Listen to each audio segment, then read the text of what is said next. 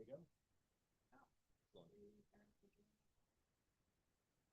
right, let's call this meeting to order. It is Thursday, January 29th. This is a Waldeboro Planning Board meeting. We are doing a workshop today to discuss land use ordinance changes. First up, we'll determine a quorum. We have 4 out of our 5 members here and our alternate. So we have a quorum, though I don't know we're going to be voting on anything today.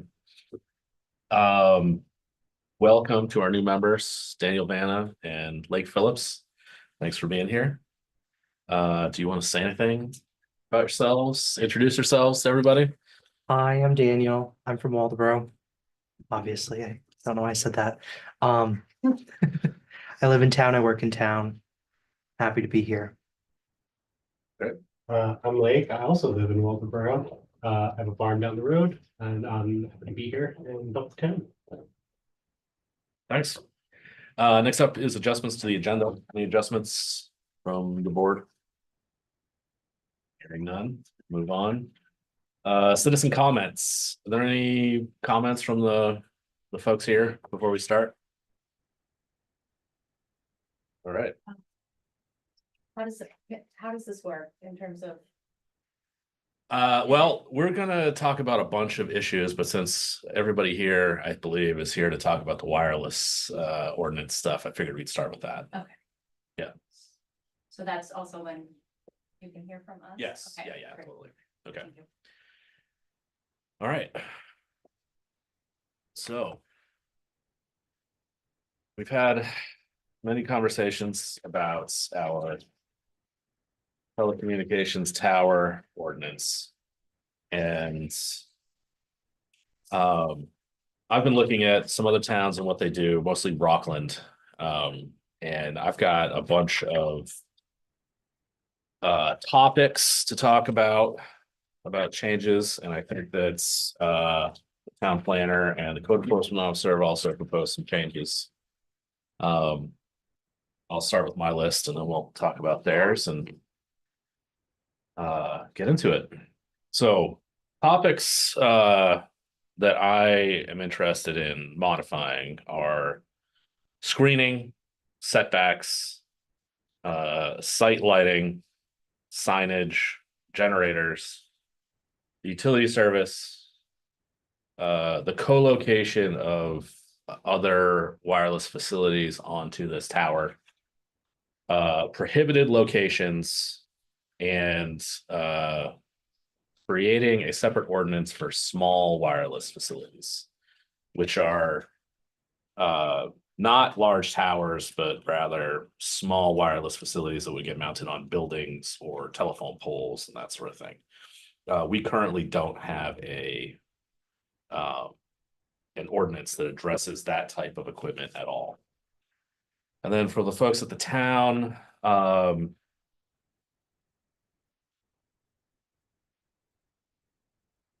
this is about setbacks, other proposed changes, timing for doing testing of the generator, setbacks from abutting properties, screening requirements. And there's a link here for a model wireless telecommunication ordinance from the state. I didn't know we had one. That's interesting. And I did not get a chance to print that out, but I can No. if you want. I Read through it. or another we'll be able to do it in the middle of the meeting, but certainly for the future. All right, so I guess I'm just gonna go down my list here. Let's start talking about screening. Right now, our screening requirement is pretty vague. It just says require some screening vegetation. Is that the landscaping plan? Yeah, it's in 2 different locations. It's in 3.5. 3.5 and 4.6. Sorry, 10.28.3.5. So starting with that. 10.28. All right. So we require a landscaping plan, and the text is a landscaping plan indicating the proposed placement of the facility on the site, location of existing structures, trees, and other significant site features, the type and location of plants proposed to screen the facility, the method of fencing, the color of the structure, and the proposed lighting method. And then in 4.6, it calls for, it's just, what is 10.4? The standards. 10.28.4.6, it just says it must be screened, telecommunications facility must be screened with plants from view by abutting properties to the maximum extent practicable. Existing plants and natural landforms on the site shall also be preserved to the maximum extent practicable.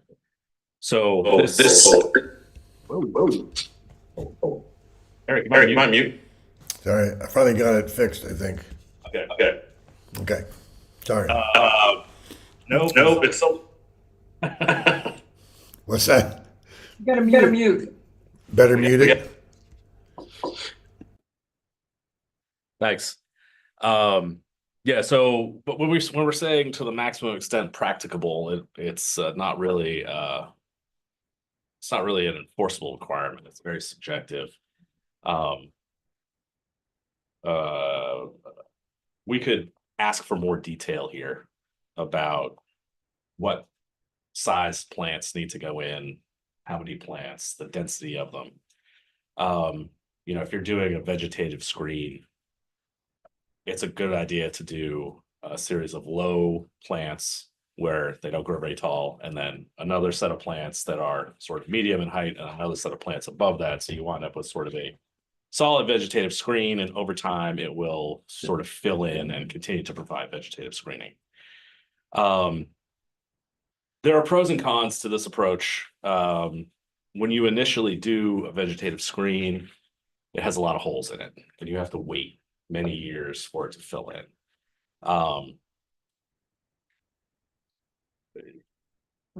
It can be more desirable to have a fence in some situations where an opaque fence goes up. You can't see through it from the very beginning, and it stays that way. There's pros and cons to each approach. I would suggest changing this to require include details about what the planting needs to include if it's going to be planting, and allow the planning board the option to request a fence instead if that's something that we hear from abutters that they want. And we had this conversation around the main health building up here, where they're putting in a vegetative buffer, and it was just like a string of trees, and it wasn't really going to provide any screening, but they were going to provide a fence. And to me personally, I prefer to see a robust vegetative buffer between these properties. But all the neighbors were very happy with having a fence there, because the fence was going to go up, and it was immediately going to stop headlights from shining into their windows. So, what I thought was, a better request, and I was ready to go demand this of the applicant. The abutters didn't want it. They wanted the fence instead. So I think putting in a mechanism there where we could choose on a case-by-case basis what might be desirable.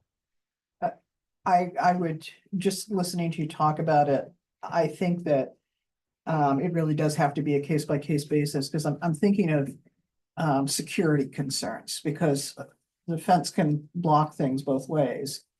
So a facility like this that might have a security camera but doesn't have a lot of human presence, and if it had a solid fence, it would be a pretty easy thing to potentially whatever. Whereas the other example you were describing has a lot of activity, so the solid fence, I guess I'm just saying there are considerations on a case-by-case basis that I think are reasonable.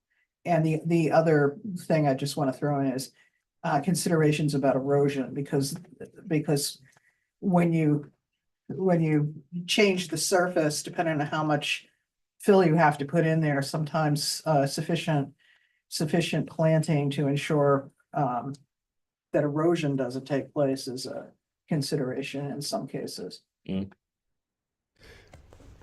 I weigh in here for a second? So I would think that we would use the fence as a default position, that anyone plowing has to have a fence. and then make it put a clause in it that says if they do not want a fence, they can submit a plan for putting in vegetation that meets the requirements that you just outlined, Brennan. Because I think that people, that's the cheapest route to go. It's going to be harder and more expensive probably to put in well, it could be a very cheap route to go if they just put in crap, but I think that most people in the end, the neighbors will want to have a fence unless it can be shown that they're really going to do something that was actually going to work and be good looking and be seasonal. That is to say, that would be not be seasonal but be year round in its coverage. Brendan, we took. Go ahead. You're just gonna say. You gotta mute Oh my that, God. Eric, can you mute yourself? All right, thanks. I'm just gonna say, the tower, to me, in my opinion, is gonna be an eyesore from the get-go. So putting a big fence there is double eyesore. So I'm thinking anything that is the flora and the fauna that can attenuate that would be, to me, more reasonable. And to go back on your point, it should be a case-by-case basis. Yeah. Maine Medical, that building, that's a different, I think, can of beans here. Yeah, totally. So Yeah, a case by case basis seems to be a more practical approach to this. When we're talking about fencing, I just wanted to point out that I believe that we have a requirement in here for a security fence. Yeah. It's not it is a requirement. A new or expanded wireless telecommunications facility must be fenced with a secure perimeter fence of a height of 8 feet to discourage trespass on the facility and to discourage climbing on any structure by trespassers. Alternatively, the planning board may allow anti-climb plates provided they extend a minimum of 8 feet above finished grade. I have no idea what an anti-climb plate is, but when we're talking about fencing, there's already a fencing requirement for security around the facility. And when we're talking about a fencing for screening, this is a separate fence that's going to block the view of the facility. Well, and a fence like that, like the security fence would go around the entire perimeter, whereas a screening fence might, just be one section to screen the neighbors. It wouldn't have to necessarily, the deer don't care. So Couldn't they be one and the same? Couldn't you put like a material on the security fence that would block view? well, that exists. It's not exactly attractive, but Yeah, and again, still a case by case thing, because if you're worried about potential vandalism, then I wonder if you're causing issues if somebody like law enforcement can't drive by and from a distance see that nothing's going on, that they have to get into the fence to determine if anybody's been in there. I know that's not attractive. And one other thing I would add too is from where are we screening? From what perspective? Is it people standing on the ground or from their attic window? Because that would affect the height. Because if you're saying that you have to screen from the view of your attic window, it would have to be taller. So it might be worth just clarifying that if we're bothering to Yeah. clarify things. I agree. Like, I just have 2 points to add. One is that the language does say abutting properties. And I've come up with this with other parts of the ordinance. Abutting usually just addresses properties with a shared property line. It doesn't cover from the road. So good or bad, the language of abutting property means they don't have to screen visually from the road, just from neighboring properties. Because that's similar with the ordinance for shipping containers. And then the other thing is in landscaping, they use something called a visual estimation cover board, which is where you take a board, like a sheet of plywood that's usually 8 feet tall, but it depends where you are. And it's covered in a grid and you put it behind the visual screen and you go to the property line and take a picture and you count the number of squares and that gives you a percentage of, 60% of the board is covered, 80% of the board is covered by the vegetation. And that's where they set, it was common in landscaping laws in Seattle, where they would say, oh, you need at least 50% visual coverage. And they would use that board as the definitive measure, like a quantifiable measure, as opposed to just saying enough coverage, which nobody knows what that means, but you can say, oh, we want 75% coverage for an area. I love making this quantifiable. Yeah. So that we can determine whether or not the coverage is Well, provided. that's a great point because, I mean, I worked on a project where we planted stuff and it died. And were we off the hook or not? I mean, we had them replant it because it shouldn't have, but that would, you know, that would take the opinion out of the argument, right?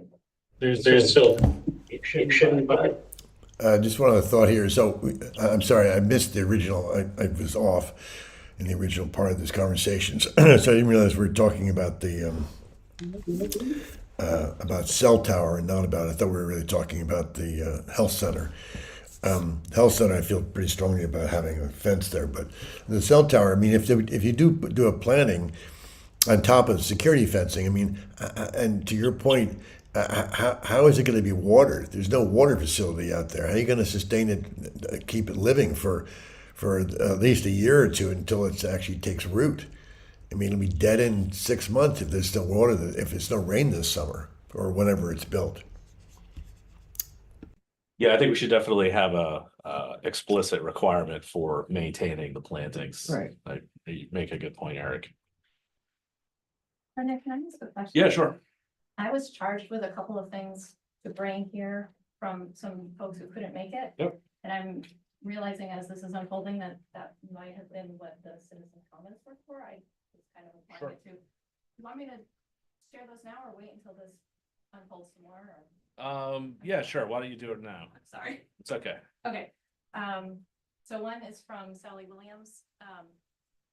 And so she's saying, my apologies for not being able to attend this morning's workshop. I'm doing research to send my thoughts in note form to Kate, and I did some for one short email. I have come to realize just how complex this issue is. In preparing new ordinances pertaining to the installation of cell towers or other wireless services, we need language that will protect both the citizens and the town of Waldoboro. Because that language will involve an understanding of the telecommunications industry and laws that will be outside the scope of knowledge for most of us, including the 107-page document that is the Telecommunications Act of 1996. I would like to respectfully suggest that the planning board consider seeking expert legal advice from an attorney who specializes in writing telecommunication ordinances to help us guarantee we don't fall short in our efforts so that we can serve Waldoboro now and well into the future. Thank you, Sally Williams. She's the most immediate abutter, the proposed tower on Friendship Road. And the second letter is from Prescott and Deborah Amaral, who are also on Friendship Road. And they write, my parents purchased, well, this is pertaining to Scott Prescott. My parents purchased our property on Friendship Road in 1963. And so far, 4 generations of the Amaral family have enjoyed the rural nature and community. It has been a very special place for our family, and hopefully we will enjoy it for many more generations. The prospect of a cell tower being built across the street is a great concern to us. I can remember that when the town enacted zoning ordinances and the strong opposition to these laws, people felt the town should not tell them how to use their property. Fortunately, the board had the wisdom and strength to enact the zoning ordinances. I am a firm believer in zoning. It allows people to purchase property knowing how that neighborhood will look in the future and be able to anticipate the value of their home investment. For most people, their home and property is their largest investment, and that stability enables an individual to make decisions for their future based on the equity in their home. A cell tower in a residential area has a negative financial impact on the value of surrounding properties.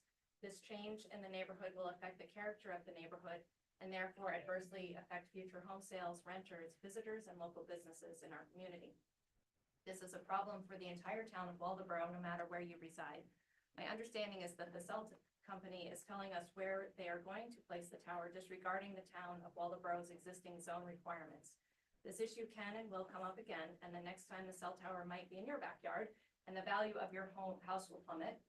It is not a one-time deal and may affect you in the future. I believe the town should be involved in the appropriate location for a cell tower and seek the advice of an attorney who is an expert in cell tower law. I believe there must be a more appropriate location for the tower. The attorney can advise the town on the necessary steps to oppose the current planned location of the cell tower. I also believe that the zoning ordinance for cell towers should be updated with the advice of an expert attorney. Thank you, Prescott and Deborah. Thank you.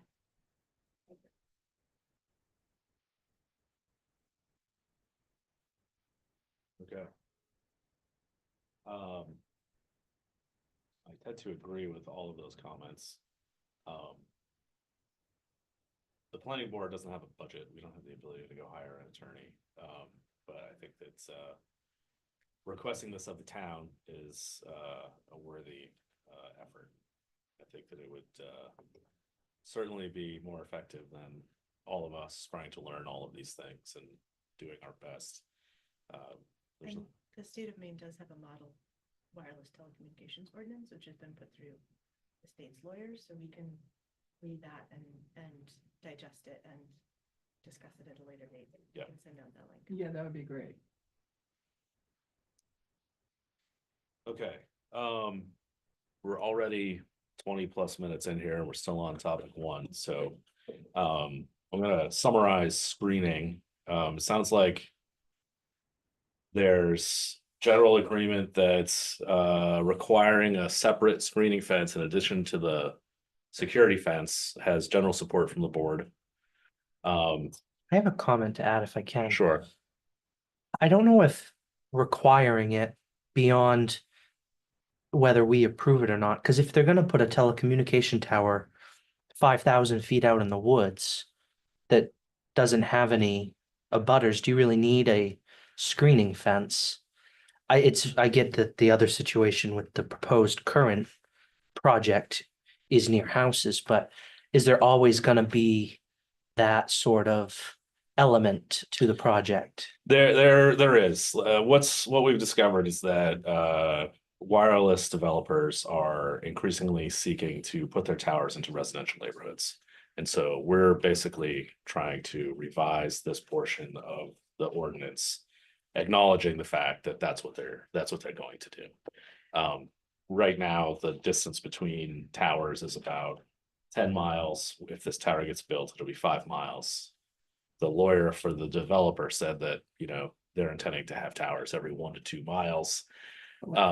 And so the only way that happens is if they're being developed in residential areas. And, so that's how we're gonna craft this.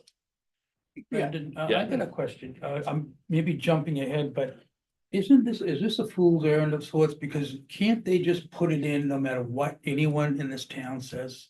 Can't they No. build that? Or could you explain why that you're saying no? Because my understanding is they can overrule the town because of a federal law. There is a mechanism by which they can do that. My understanding from talking to the planning board chair in Noblesboro is that the process by which they do that is they take their application to the FCC, to a judge and explain that they want to supersede our ordinance because of the reasons laid out in the Telecommunications Act.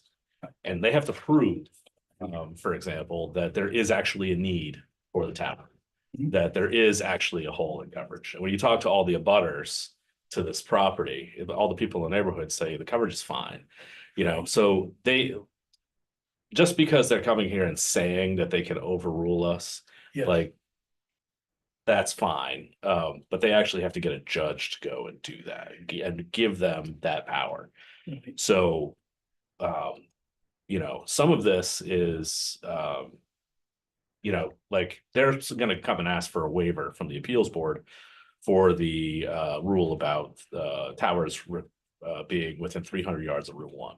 They're Yeah. asking from the waiver from the planning board. Oh, In our yeah. case, they're asking the waiver from you guys. okay, yes, but we're not going to provide that. I don't believe there's any interest on the board in providing that waiver. So their next step would be to take it to the appeals board.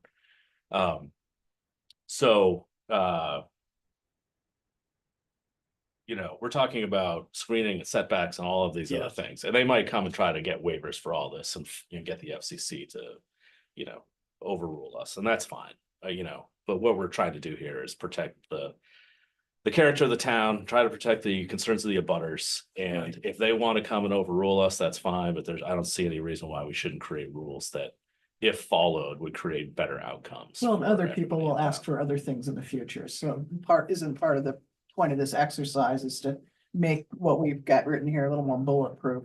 Yes, Well, absolutely. and also the waiver is a bit of a hammer. It's an all or nothing. And if they are able to overrule us, then there's no mechanism by which the town can say, okay, but now we want you to screen it and now we want you to, because they've had a waiver to our ordinance, Mhm. right? And so if our ordinance allowed them in other places, but had requirements of screening and, certain, whatever it is we want to put in there, then they're on the hook for those things. Right. And And we so, can hold them to those And things. so Oh, go ahead. the FCC, Yeah. does require these companies Yeah. to continue to build out their network, but we don't necessarily have to provide them with the cheapest, ugliest route to do that, Right. and so that's part of what we're doing. with these rules. I'm just getting this sad feeling that with all of this, judges, there's gonna be a legal issue here. And someone suggested that we needed legal advice. I think that's very appropriate. I don't know how the town does that, but if you're going in to this, you need the very best legal representation because they're gonna have it. Yeah, I agree. I think that we can do our process and have it reviewed afterwards. And they might, and we can get some better advice, and, potentially modify the text of whatever changes we're going to propose. But we have to get this proposed and voted on no later than our March meeting or a hypothetical second March meeting. So that the select board can vote on it in the first week of April. So that this can go out for the warrant in June. So, But- we but- got a little time crunch here. But good to have the stuff that's been legally vetted that you spoke of, because that will just be more efficient for us, I would think. That's the point of model ordinances is they've been Right. Vetted. sort of, these is best practice and in compliance with state law and Yep. vetted, and it saves the town. And it might, it might not be we might want to make changes to the model ordinance to apply more to what our situation is on the ground, but it is a template starting place. Yep. So we can look at it. And to go back to what you said at the beginning of the strand of the conversation about having both the security fence and the screening fence, I would say, I would make sure that language on a case-by-case basis is added, and maybe with some clause about, why it's, that the point of the whole thing is to protect the abutters. Yeah. Or something along those Yeah, lines. I agree. Yeah, Like, I just wanted to say, Dave's comment. Is that, I have one more thought. If, when you're ready, you can let me know. okay, Okay, sorry, that glitched my brain for a second.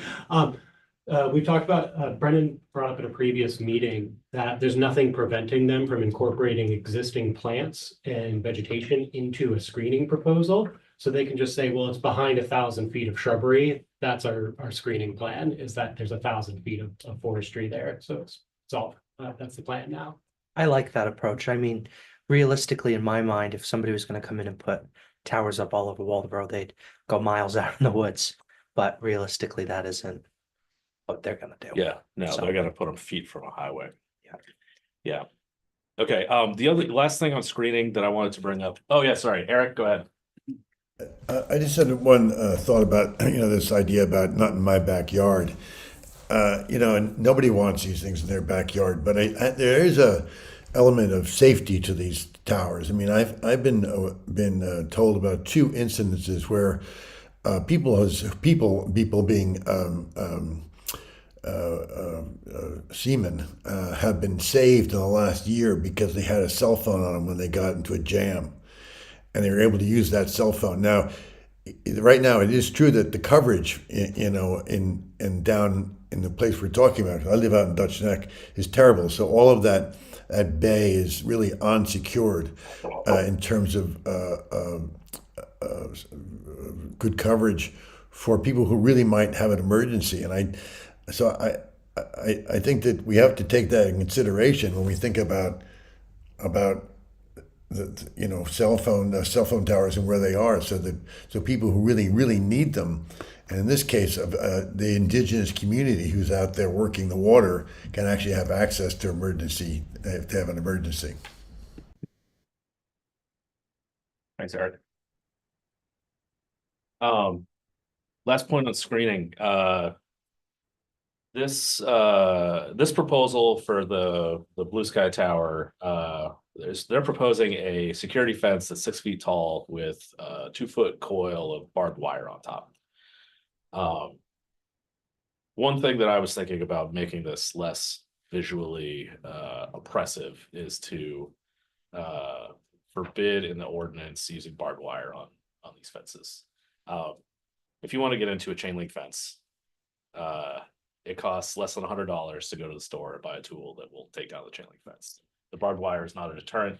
It is just a visual deterrent. No one's going to try to climb over a barbed wire fence where you can just go to Harbor Freight and buy an angle grinder. So that was something else that I wanted to propose. Let's move on to a different topic since we've already used a half hour. Yeah, Wayne. Just, it sort of pertains to screening, but I'm thinking about the size of plot that the tower is sited on. And just as that applies to screening, the distance from the tower to the screen dictates the effective height of the screen. Is that clear enough? If the 10-foot screen's right next to the tower, you still got 180 feet of tower sticking out. If it's next to the road, you may have an effective visual screen, but it also has to do with the size of the plot that's required around the tower has implications for lightning dissipation, for a bunch of things. And so I don't have the answer. I was just wanting to urge you to consider the size of plot that needs to be allocated to the tower as it affects a bunch of other requirements. So if I'm hearing that right, then it might be more effective, like particularly this one abutter who really literally has this in their backyard is proposed. If a hedge were built around her property paid for by this company, she would have more screening because it's closer to her building than if the screening was next to the tower, because it would be to your point. I mean, that's an interesting thing to think about. Yep. It affects how much screening fence would be required as well. You know, because if you put the screening fence right next to the security fence, it's dramatically less fence than if you have to put it all the way down the property line Right. of the abutting property. But if they were forced to, like, she has a backyard and whatever, if the requirement were that they have to put the screen, mutually agreeable, but on her property, on her backyard, then, I mean, you're gonna see some of it, but. We won't be able to see the bottom third of the Right, that would minimize the Yeah. view a lot more than. Yeah, I'm that's a not good point. read up on this specific issue, but are we talking about a telephone tower buying land and building, or is it a lease with a certain amount? Because They're that will leasing be a a postage consideration. stamp of land on a occupied residential property. to Okay. Build the tower.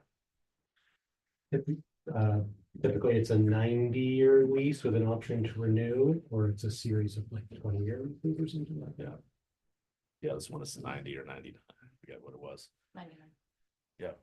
All right, let's move on to setbacks. our current setback requirement is 105% of the tower height. I'm sorry, which number? are you Oh, on? sorry, this is that was in my notes. I didn't actually write this down. Setbacks. 10.28.3. Oh, sorry. There you go.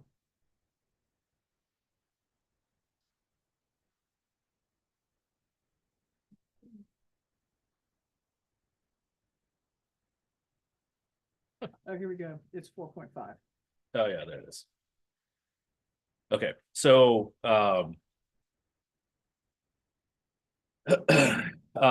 there's a couple of things about this that don't that are gonna lead to negative impacts to abutters. One is that we're not differentiating between front, side, and rear setbacks on this. This is sort of a de minimis level of setback so that when the tower falls over, it can't hit an abutting property. It doesn't do anything to conceal the tower from view. A 200-foot tower, 200 feet from a property line is going to be completely in view. For reference, Rockland requires a 150% setback of the tower height to the roadway and 250% of the height to any property line. So, in this particular situation, South Waldeboro, where all of the lots are about 10 feet wide and 5,000 feet long, it would basically eliminate the ability to put any towers down there at all that are of significant height. So, and this also sort of plays with limiting the height of the towers overall. Rockland, for example, limits it to 100 feet. And they have a separate clause about if there is tree cover that's greater than 100 feet, which is pretty rare. But if there is, they're allowed to go another 20% taller than the tree cover so they can get above it.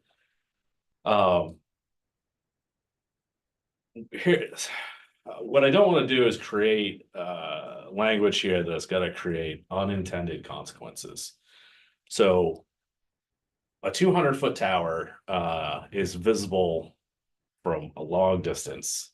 If we create a shorter tower, it doesn't do much to help the immediate abutters to the property, but to the people who are 3 to 5 lots away, maybe a 100-foot tower isn't visible, depending on tree locations and stuff.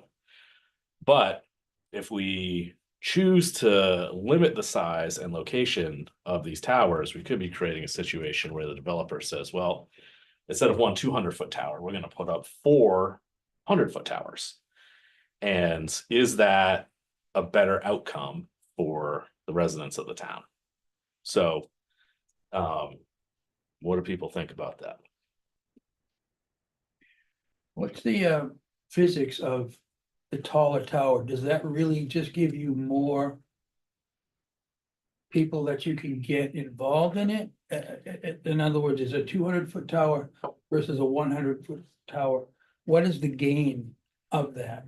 I mean, because this is just going back to the rules of this. They're beyond me. I took Yeah. 2 years of physics, and I don't get it. So Yeah. we need some type of expert advice or a type of a understanding of this. I don't know how to specifically answer your question. I would say that it has to do with the topography. It has to do with the density of tall trees in the area, about how far the waves can reach, Right. for communication between the tower and devices. You're going to have a smaller coverage area with a smaller tower, which is going to be what's going to motivate a developer to put up more towers. Right. So, it's cheapest and easiest to do a giant tower. And we don't necessarily have to provide a cheap, easy pathway. We can choose a pathway for these developments that is more restrictive. to try to protect the character of the town. But I am sort of concerned that it might wind up causing a larger number of these developments, and instead of, 4 very angry people, we've got, hundreds of, Angry moderately angry people, and is that really a better outcome for everybody? I think in our initial meeting with these guys, I asked them that question, and I said, well, where is the level, the point of diminishing returns in terms of height? And can you and could they show us what that would be? Like, can we keep it as low as possible? And then as particularly at that point of diminishing return, we're going a little higher, it's not going to extend the reach of it any much further than that. And I thought they agreed that they would show us that.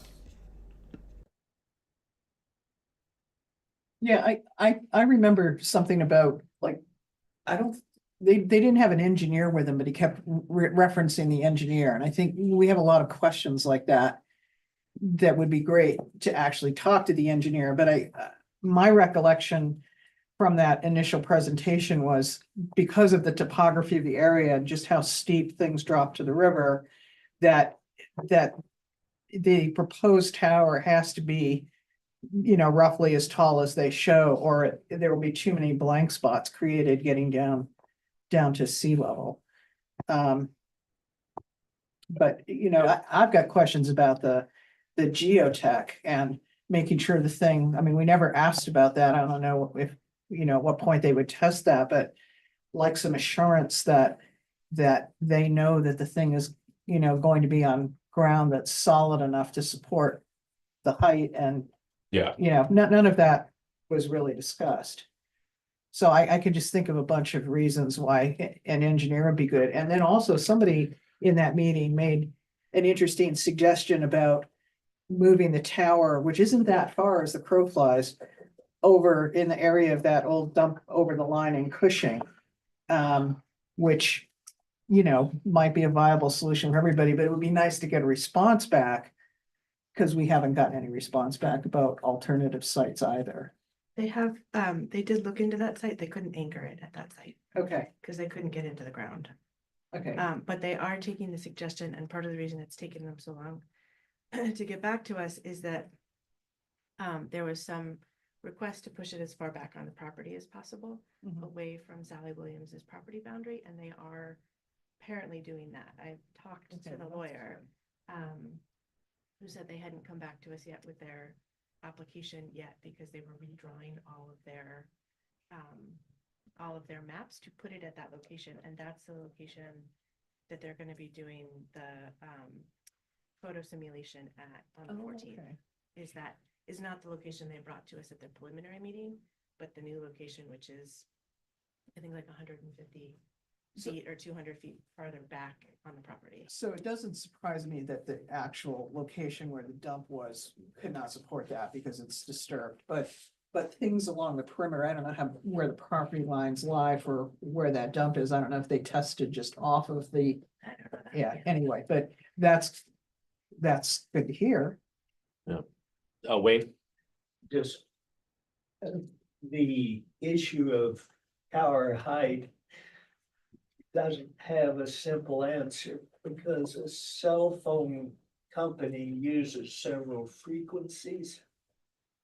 The lowest frequencies have very long range, but are kind of slow. The highest frequencies have very short range, but are very fast.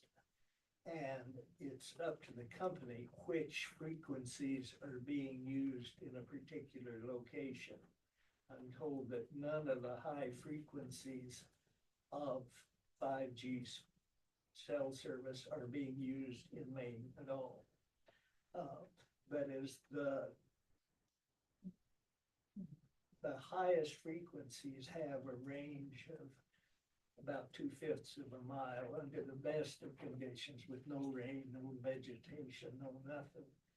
That's probably a digression, but I probably should just let it go at saying the distance between cell towers is going to depend on the speed that consumers are depending. are demanding, and that's still an evolving sort of a thing. Right.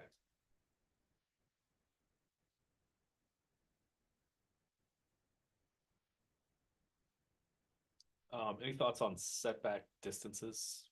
So our ordinance currently just says 105% of the height. Yep. I wonder if it's worth adding some component for further setbacks from the road. Beyond that, just for visibility purposes, but I think the issue becomes that, when you get into a more densely populated area, there's a roadway nearby on all sides of the property. And, you know, if they wanted to put one, you know, on Friendship Road near the village, for example, you know, maybe that's not a good example. Maybe, you know, somewhere inside of the village where there's roadways all over. Your setback is probably going to make meeting that requirement impossible. Which isn't necessarily a bad thing, because, you know, if we are in a densely populated area, a very tall tower isn't necessary. We don't need a lot of distance to reach, you know, the coverage area for where the people are, you know. But, you know, part of the thing that, you know, is being provided by this 200-foot tower is a bunch of cell service into area where nobody lives. So, you know, all of these long skinny lots in South Waldeboro, the houses are almost all right on the road. And then the back of the lot is vacant. You know, small towers near where people live is probably more useful than one giant tower that has decreasing service the farther away that you get from it. Yeah. I have some concerns about the setback measurements, and I'm wondering if we could look into where are some, yes, using like templates and things like that that are available to us, but maybe researching the ones that are the most protective, and why have they in other places, you know, deemed 2,000 or 3,000 feet from a dwelling, schools, you know, nursing homes, things like that, as important, and why wouldn't we want the best, you know, for the care of all of the aesthetics and the environment and the people and all of that. So again, kind of bringing in some experts, whoever the specialty is that drafted those, but look into models, you know, the precedent that's been set in other places. Yeah, I think that's a good idea.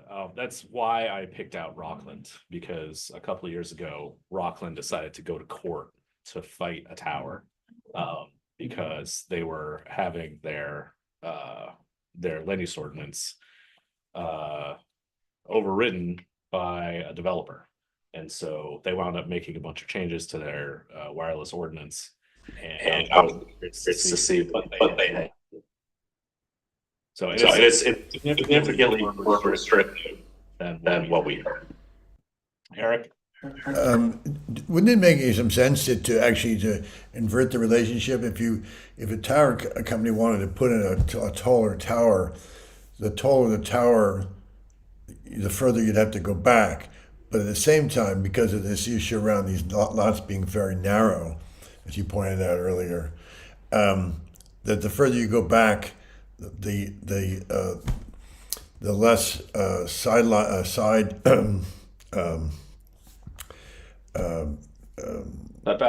setback you would have to have, so that so long as there wasn't a house that was nearby, because that way they could get them further away from the road. They'd be less visual, maybe more expensive for them to put a longer drive in to get to them, but they may find it advantageous to be able to build a taller unit further away from the road, and not have to worry about the fact that the lot lines are so narrow, or the lots are so narrow, and that may be a incentive for them to spend more money to get back there, a little further back. That's a mechanism. The The one concern that I would bring up about that is, it would, make the rest of the lot considerably less attractive for future development. So if the abutter, was a 100-acre lot, they wanted to, eventually put in a road and subdivide it and develop the back of the lot into, residential properties, the tower will wind up close to those houses, but it's an interesting idea. It certainly would assuage a lot of the concerns that we've heard from the abutters about this particular project. I also, when crafting an ordinance, we have to craft it for the whole of the town. So Friendship Road has a lot of long skinny lots with a lot of, undeveloped property on the backs of the lots, but in other places in Waldeboro, the lots are square or a lot closer together. And so I think, at crafting this ordinance and the changes we want to make, thinking not just about where the current proposed tower is, because the changes aren't actually going to apply to that tower, unless they, delay and don't put their application in until August. I think they've already, they're already there. But I think what we need to think about is how this applies to the entire town of Waldeboro, not just the places where the lots are loading. Yeah. Then, so just a. Would, for the sake of the language in here, though, just to the point that, if the tower in the long skinny, because West Waldeboro's got a lot of long skinnies too. There's a lot of long skinnies in Yeah. Waldeboro. There is. Maybe can the definition of a butter be expanded to include any property that falls within whatever percentage of the height? So it could fall like across a property, it could fall across the road, across the street. So technically, somebody's not in a butter, but any property line that would be affected by something this tall falling in any direction. Maybe you stop using the word butter, I don't know, but you get what I'm saying? Yeah, in the model ordinance, if the planning board can issue a waiver, if they can show for setbacks, if they can show that the tower is designed to collapse without tipping and without damaging. So like in more downtown areas, if they're trying to put a tower up, they need to show that the tower is built to collapse in on itself as opposed to fall if anything should happen, that they can guarantee that it won't fall on existing properties for them to be able to waive the setbacks. So that was a requirement in the model ordinance that they had. If the setbacks were waived or if this was going to be in a place where, they couldn't meet the setbacks. I'm not sure that. nothing would- That's a great suggestion. All right. Anything else to discuss on setbacks at this point? Okay, lighting and signs. Rockland has a ban for any signage on the tower that's not safety related, which I think is an interesting thing. I don't think we have a word about signage in our ordinance. And site lighting, I don't know what they do for security lighting on a site. The only tower that I've ever been intimately associated with was on a municipal property that was lit 24 hours a day. I don't know what they're intending to do as far as site lighting goes. I think there was some talk in the application about using full cutoff lights to minimize light pollution, but that is not the same thing as having the lights being concealed from view from abutters. Right now, I don't. Oh, here we go. We are requiring that a new or expanded wireless telecommunications facility be illuminated to comply with FAA or other applicable state and federal requirements, which is not any use. It says, or site plan review conditions. Security lighting may be used as long as it is shielded to down directional to retain light within the boundaries of the site to the maximum extent practicable. So the way that I would read that is that they're asking for full cutoff luminaires. And that lighting is going to be running 24 hours a day.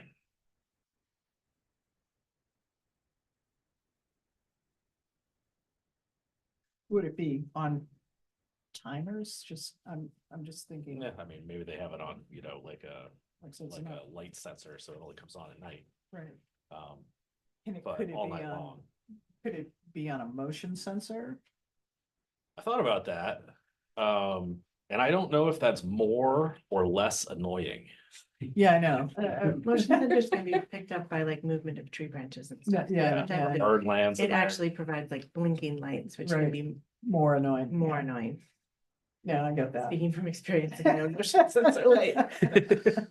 If there's a requirement that it faces onto the site and we're requiring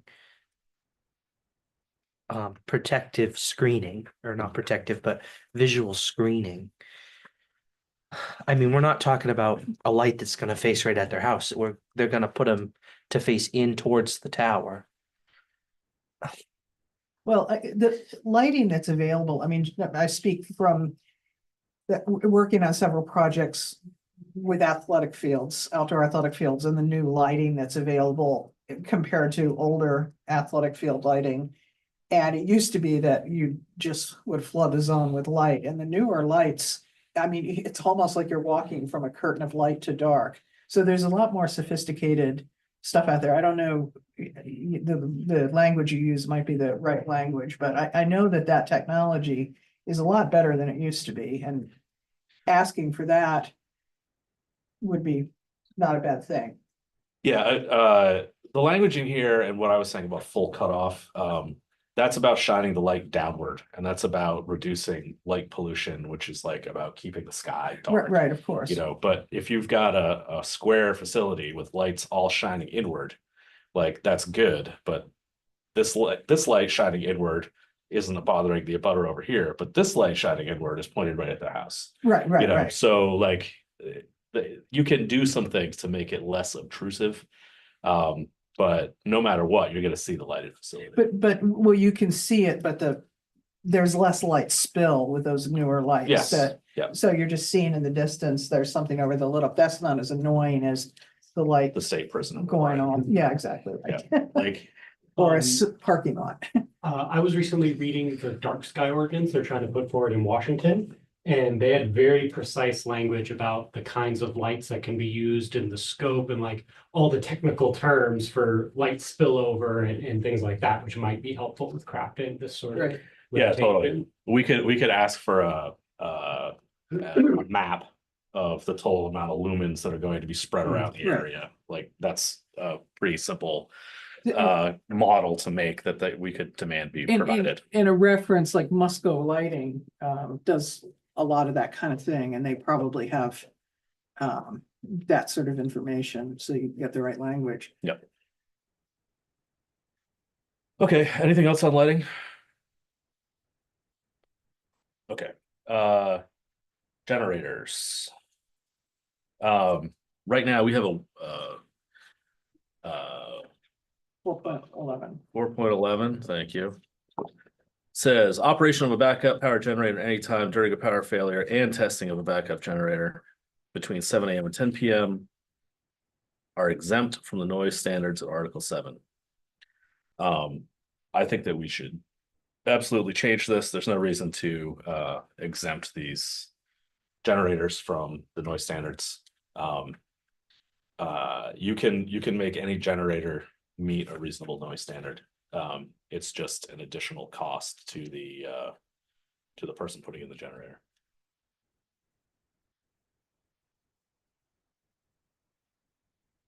Not hearing any comments? No, sounds. I agree. Utility service. One thing that we could do to make this less visually obtrusive is to require the electrical infrastructure to the tower and the communications to be run underground out to a pole at a roadway. If we're talking about moving these towers farther away from the roads, there's going to be a string of utility poles leading down that road. I agree with that too. Yeah, and what's good about that too is, I mean, having lived at the end of a long Waldeboro driveway for many years, more than half the times we lose power is on our own driveway, so that would preclude the generator going on perhaps as often as it might.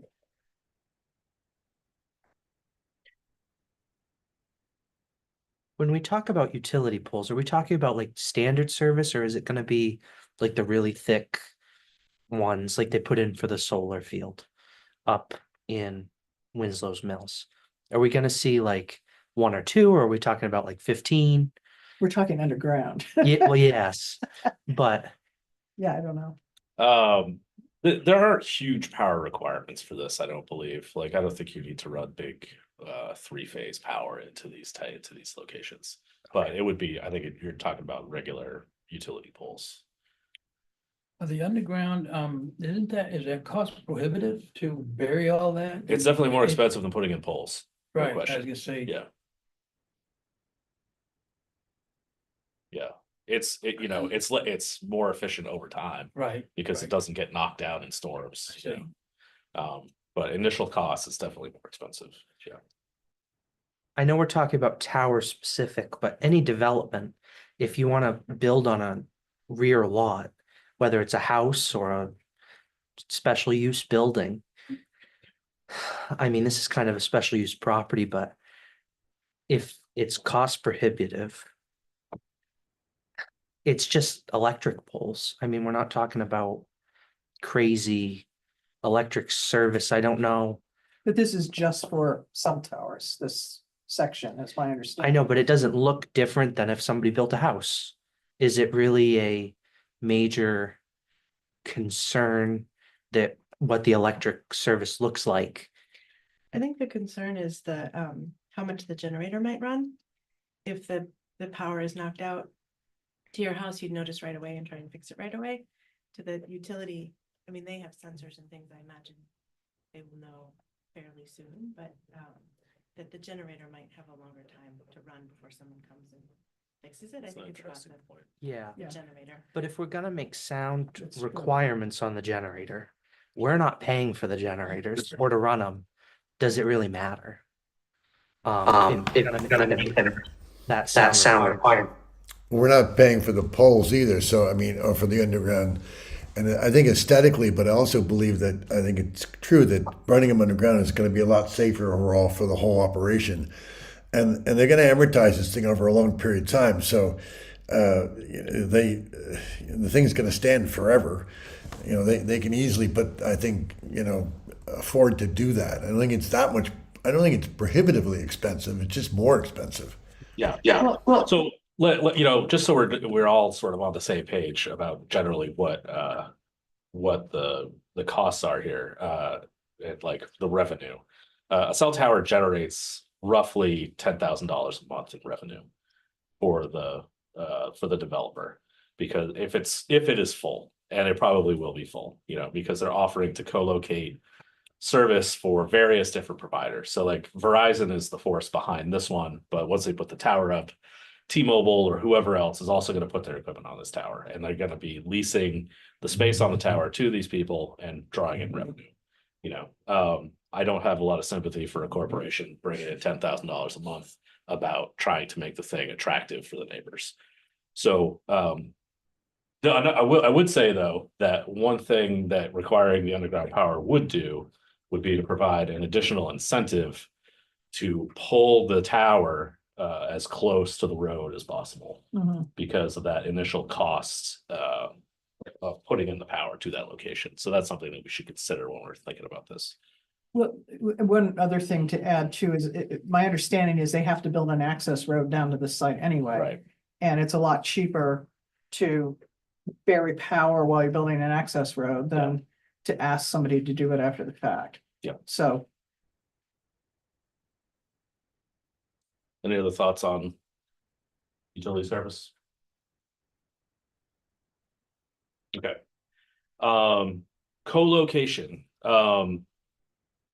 We've talked about co-locating equipment on the towers. I was interested to see that in Rockland's ordinance about this, they have a robust requirement for the developers to prove that co-locating equipment on another tower cannot meet their needs, which I thought was an important point. Like right now, we're talking about co-location in terms of just letting market forces drive the co-location.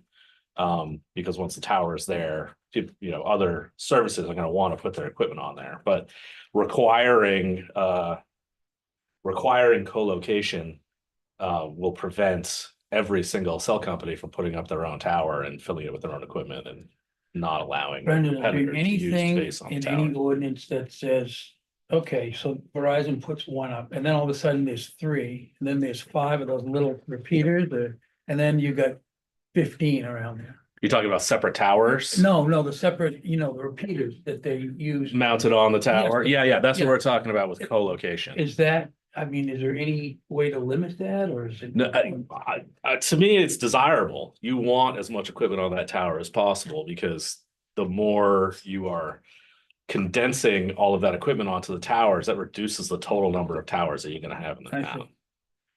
So T-Mobile doesn't have to build their own tower. They can just lease space off of Blue Sky's tower and put their gear up on it.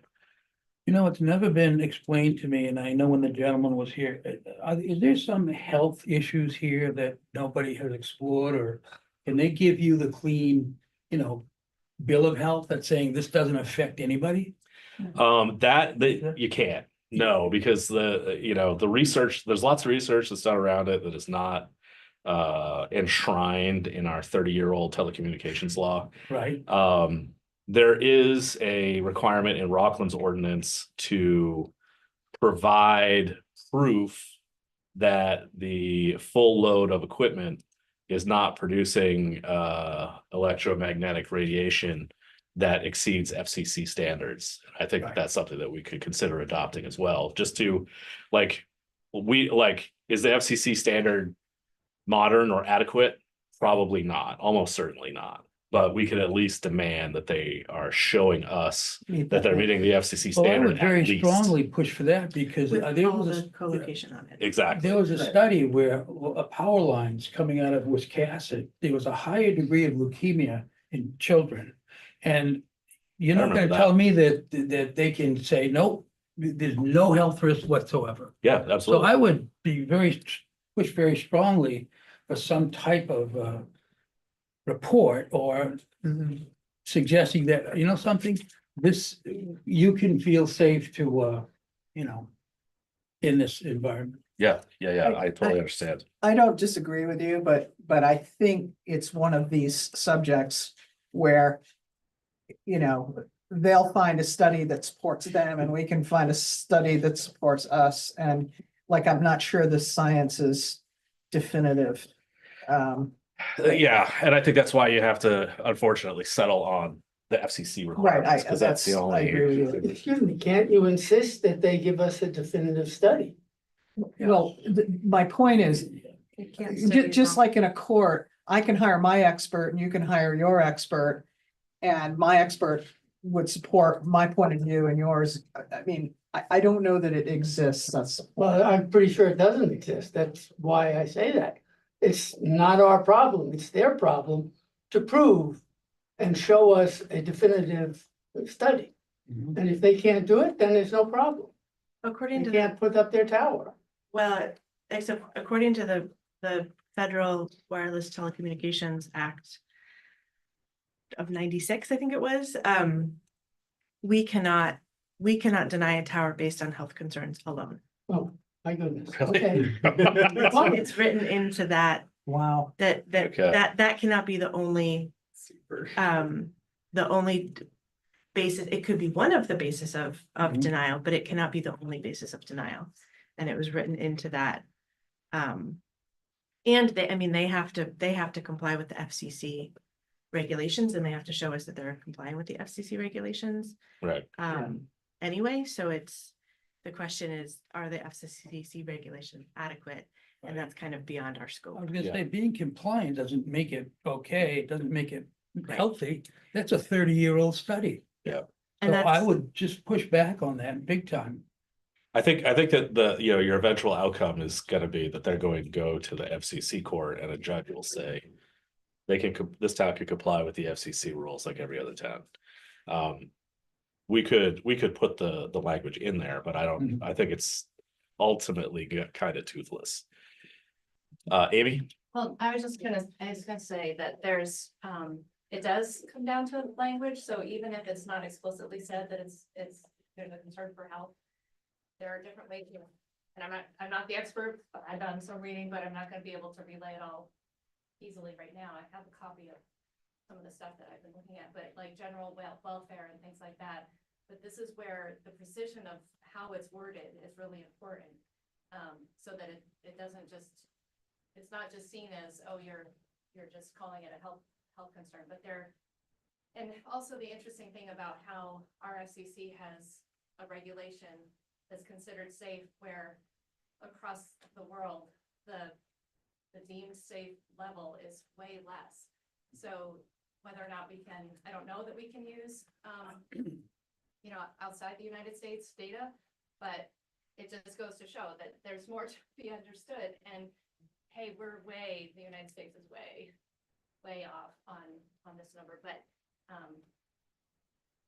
And if we, I would like to give you a copy, of this so you can see, so. if we link our ordinance to the FCC regulations, when they lower the FCC regulations for radiation, then anything on that would have to comply, right? As opposed to having our own standard, that federal standard, whether or not we think it's adequate, is the standard we're currently looking at. So. Is there any language in that model ordinance that you're talking about that talks about this subject? Just that it has to meet the FCC standards for radiation, which is the same as what our. Seems to be a little bit. Sure. But we can always, enact something that's more restrictive if we choose to. Right. Say, specifically prohibit us from doing it. I have a couple of things that may not be pertinent to this particular conversation, but one of them is that does Waldoboro have any interest in talking about going back to co-location, about reserving any space on this thing that would be given or could be used by the town of Waldoboro? Number one. And the other one is that when these cell towers become obsolete, and they will in time, because they'll probably be shifting more and more to satellite cell service over time as it becomes cheaper and more satellites are put up. Will there be any requirement for them to take them down? That's in New York. Yeah, They have to do a surety bond, don't they? Or get exactly what we require here. I believe It's that's, 20, it's 0.6. it's not 3.10. Well, the abandonment, if it hasn't been used for 12 months, it's considered abandoned. Code enforcement officer will notify them in writing and the removal will be within 90 days. Yep. I think they also, somewhere in here, I think they have to do a bond. Yeah, it's 1028.3.10, and it's vague language that we should really improve. It says a form of surety approved by planning board to pay for the cost of removing the facility if it is abandoned. I can't remember exactly where we encountered this recently, but a better way of doing this is to ask them to provide an estimate for demolition and provide a surety bond for that estimate. What Rockland does is they just require a $10,000 bond period. And, I've bought demolition services a number of times in my career. And the estimates that we've received for a demolition of a facility, I think it was solar fields, that's what it was. Were comically small, like $5,000 to demolish a 1 megawatt solar field, I think it was, which is just kind of silly. Right. Like $5,000, that's like a couple of guys for 2 weeks, and it's not enough to cover it. Plus, it's also in today's dollars. This is a 90-something year lease. We should be extrapolating inflation across 99 years and asking for that. Or something akin to that, because what will happen in fact is that the town will demand, you have to take it down. They're going to say no, and we're going to say, fine, we're going to call your surety and we're going to get that bond and we're going to use that money to tear it down. And then if the amount of money is inadequate to do the demolition, the town isn't going to want to pay the difference, and we've already fulfilled and so has the developer fulfilled the requirements of the law. So we don't even have the ability to go back and chase them down for the additional cost. In addition, I totally agree with everything you said. And in addition to the removal, there might want to be some reference to properly disposing of the material, because that can be expensive on top of Sure. You know, Yeah, absolutely. it can be very expensive. And to your other point, Eric, there is a requirement already to allow for the town to use the services.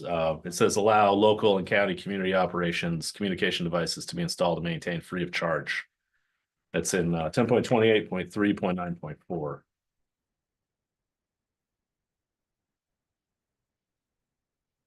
All right.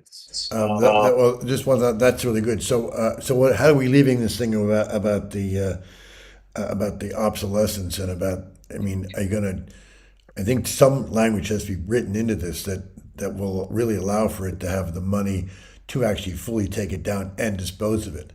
Right, So whatever is required there, I think we need to put in there.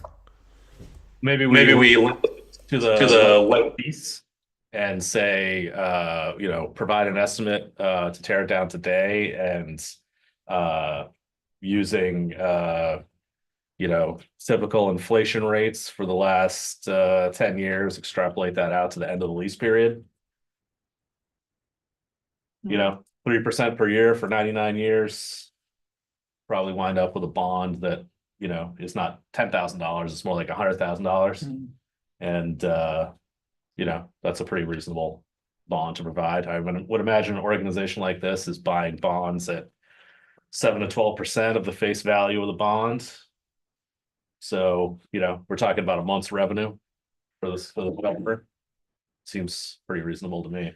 I share Eric's concern, and again, I'm no physicist, but I think from the literature I've read is this is going to be obsolete since this technology, in a reasonably short time, and they're going to have this big tower here with all of these, and again, the technology that is coming to the fore, it's just going to outstrip what the usefulness of this is.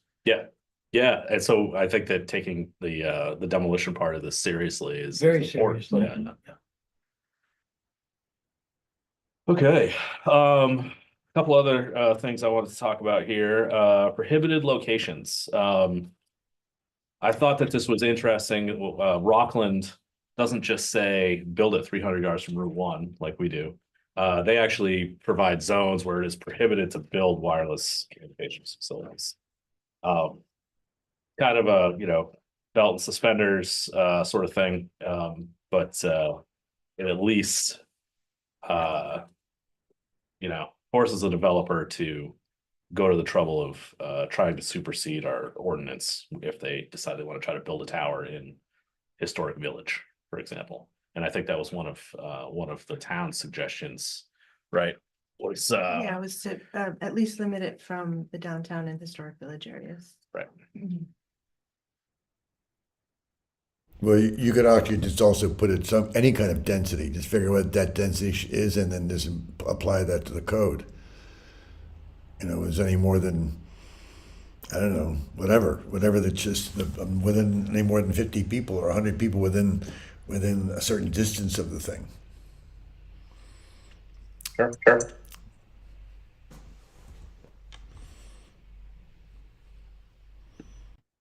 All right. The last thing on my list here before I got into like specifics was He was looking to say something. oh, sorry, yeah. Something to add to that, I would also wonder if we could consider prohibition from a certain distance from conservation land and wildlife corridors for critical habitat. Great suggestion.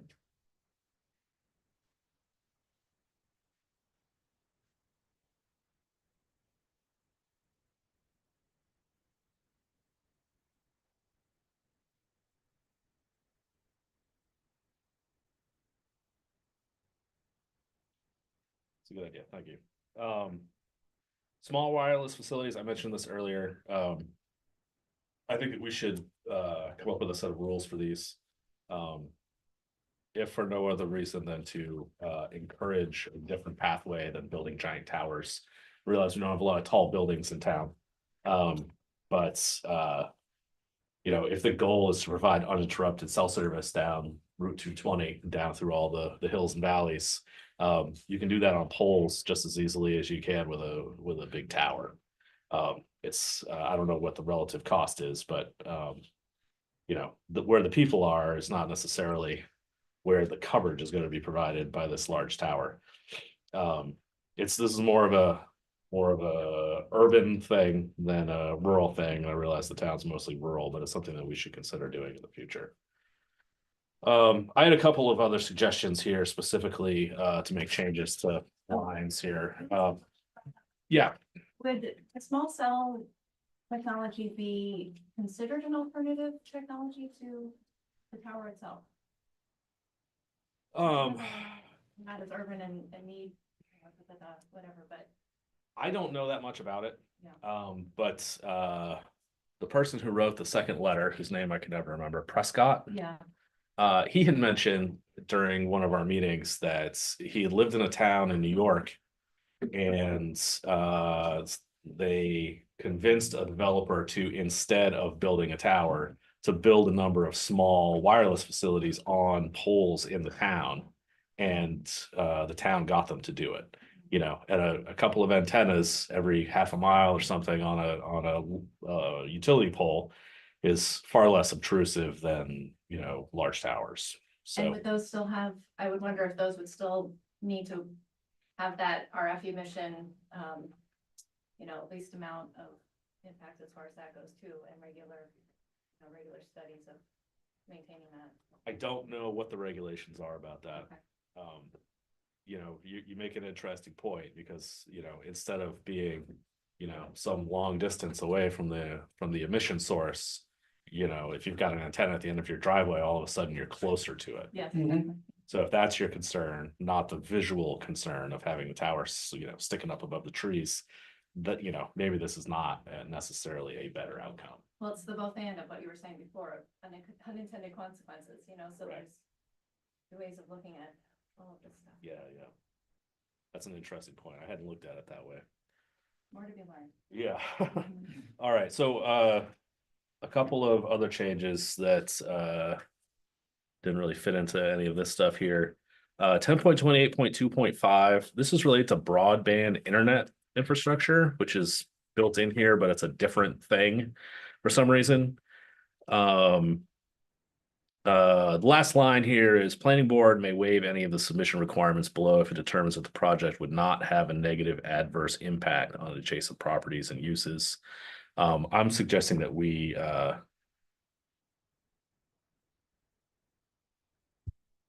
delete that last sentence. I think the planning board should not be waiving any of the requirements of this section. 10.28.3.2, the topographical map.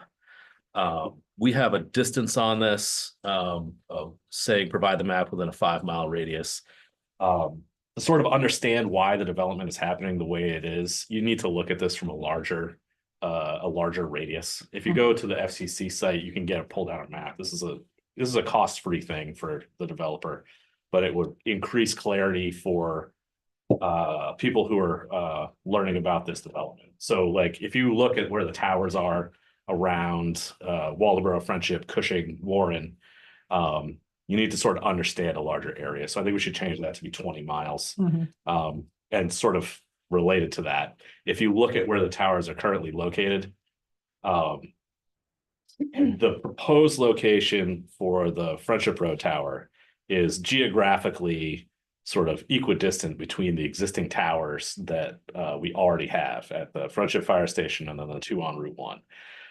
The other place that would be like the next logical place to do a new tower is in Cushing, sort of near the Colonel Stairs Road location that was being suggested.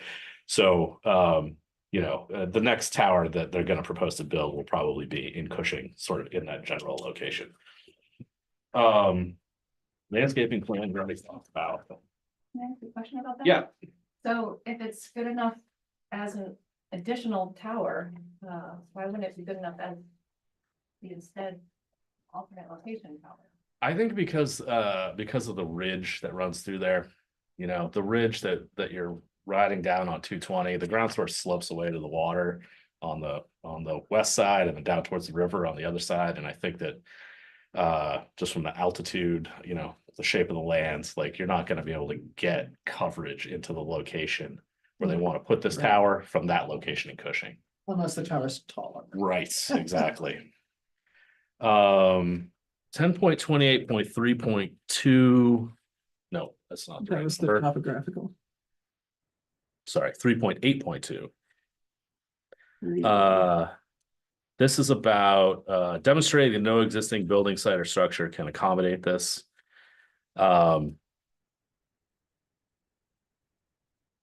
This is about increasing the height of existing towers. I was suggesting deleting this. And the reason why is we're going to all this trouble to determine what the height is that we want. The reasonable cost to the developer shouldn't really be the concern about how tall the tower is.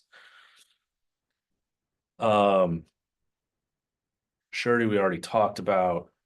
10.28.3.8.4 unreasonable fees. This for facilities existing prior to the year 2000. It says the fees to share or adapt an existing facility are unreasonable. Costs exceeding the pro rata share of a new facility development are presumed to be unreasonable. This evidence shall also be satisfactory for a tower built after January 11, 2000 or amendment thereto. I'm not sure what fees they're referring to, but there's no unreasonable fees about building a tower. I'm suggesting deleting this entire paragraph. Let's see, height, setbacks, fencing, lighting, noise operation, we already talked about. That's everything I got. There was something you said about, I think it was broadband or whatever, and I know enough to be dangerous, but I'm more ignorant than not, but I know that I know from where I used to work that there are these things called communication buildings that are, I'm not sure exactly what they house, but they're pretty small. I mean, they're Oh. it's small, way smaller than this room, like maybe a quarter of this room.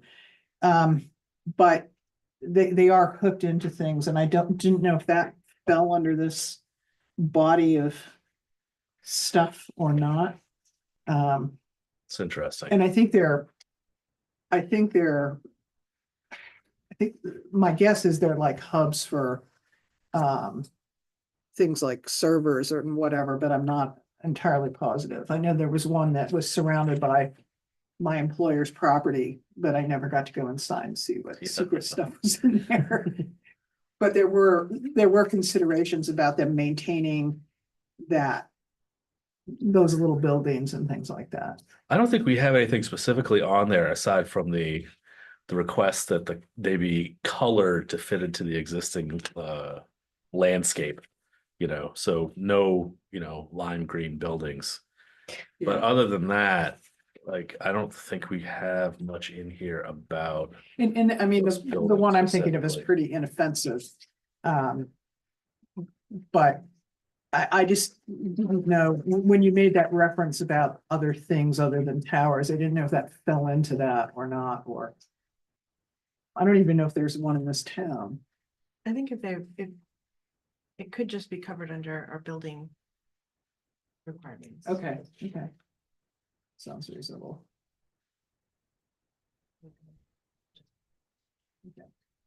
that's something I haven't looked into at all. I'll see what I can learn about that. Okay. Did we get everything on your list, Kate? Yeah. Okay, I mean, for that. for that, yeah. All right, any other thoughts or comments? Yeah, Amy. So I wonder if it should include definitions around what gap constitutes a gap in service, and then also that needing to be met by the least intrusive means. So making sure that that's. Can you give context when you mean the gap in service? Are you talking about the abandonment thing or no? No, so this is what it's hinged on as far as whether or not Oh, okay, coverage. Yes. Okay, gotcha. So, and that's something I just learned actually, Margot, was that there's a difference in referring to it as a Gavin service and a Gavin coverage. So Okay, even Oh. just, yeah, so just that, I mean, we need to be making sure that we're very clear on what's permissible, you know, under how that's understood, the definition of things. Was there any mention also about a balloon test, you know, what are? It's called a photo simulation in here. Yeah. Okay. It's required. Yeah, it's required by the ordinance and it is required to meet basically whatever the planning board asks for. And they have to do it before they put in an application, because that's required as part of the application. packet. Right. Kate, is gap in service and gap in coverage covered in the FCC um law? Is it a law? Yeah. Yeah, it's a lot. I believe it is. Okay. Certainly their ability to place a tower, you know, service gap is covered. Significant. Has to be significant.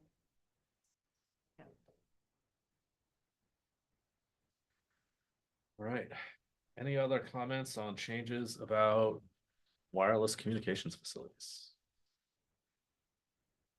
Is it permissible to make a copy of some of the homework done that I can leave with? Yeah, please. Okay, all right. That'd be great. I've been able to do that. Thanks. Oh, shall we start through your list and go through that? So first, just wanted to touch on LD 1829.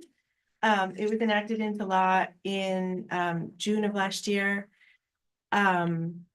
We have until 2027 to make changes. There is currently a bill in the legislature that is proposing to change a lot of the language around LD 1829. There's also a couple of lawsuits happening from towns, Westbrook, Topsom. So my proposal is that we wait. what is 1829? 1829 is changes for units and density of lots. Okay. So it allows much, much greater density Mhm. in lots than we currently allow in Waldeboro, and it allows more ADUs Okay. to be built on lots than what we currently allow. And there's a whole bunch of reasons why that gets really complicated. But my suggestion is, if you hear about it, it is a thing we need to address, but my suggestion is to hold until the LD 2173, which is the current active bill, gets voted on and we know where it lands. LD 997 was enacted in June of last year as well. Our ordinance already meets that, so we don't, as far as I can tell, don't need to make any changes, but I just wanted to flag that for you as the planning board in case, you know, anything came up, and basically it's allowing a municipality needs to allow residential units in commercial use areas, and we already allow residential buildings in our Route 1 corridor, so we meet that ordinance or that law already. And then you can put restrictions and stuff on how many units are allowed, but we meet that already. LD 427 was enacted in June of last year. That does require some updating from our ordinance. It changes the minimum parking space requirements in our growth areas, which, as far as I can tell, and I talked to Max, our growth areas are the downtown village, historic village, and Route 1 commercial districts. Okay, sounds right. So if that is my understanding of it, it's These No. are designated in the comprehensive plan. only one of them is designated in the comprehensive plan, but we indicate that we want growth in all three of those districts. And that those districts allow greater density, and so the assumption is that those are our growth areas. It is a recommendation of mine to the town that they more clearly designate growth areas in our next comprehensive plan, but that's for later down the road. Because those are the three areas that sort of indicate where we want growth and density to occur. Those are our assumed growth areas. Can I interrupt you for a Yeah, second? please. To do that task, to better define those growth areas, is that something we need to do in our next iteration of the comprehensive plan? Okay. That's a comprehensive issue. Because we're still working under 2018's comp plan. So until that gets changed, we don't have to do anything. Right. But it is a little murky. So anyway, changes in the parking space requirements. In growth areas, we can't require more than one off-street parking space per unit for development, for affordable development. This should say affordable development. Not residential. And it's Well, affordable residential? or is it's it- it's affordable, yeah, it's affordable residential, Okay. but not just regular residential, it's for Right. affordable housing developments, we can't require more than one space per unit. And the developer can meet that requirement through off-site parking. As long as the facility is within a quarter mile of the development. So for example, if they were building the Sproul block today, that's affordable development. If there was not the parking behind it, they could petition the town to use the Worcester lot, and because it's within a quarter of a mile and it's designated parking, that could meet that requirement by the law. So our current land use ordinance says two per residential apartments, come to minimums 2 per dwelling unit. Senior citizen and multifamily is 1 per dwelling unit. Affordable and multifamily is 2 for every 3 affordable units. My suggested update was to just add a line. It's residential areas in the growth district. So add a line for the village district and the historic village district and Route 1 commercial that says residential 1 dwelling unit on the table on 9.3.3.3.9. So if we just add in a line in that table that specifically talks about our growth areas. Just for affordable residential buildings. Okay. And then add to footnote in number 4, minimum parking requirements can be waived if offsite parking is made available. Yeah, you got to type on that. I do, not made. There's already a footnote, so just adding the law's language in that footnote that they can meet the requirements. That's good. So that was a suggestion to bring us up to compliance on LD. Was it?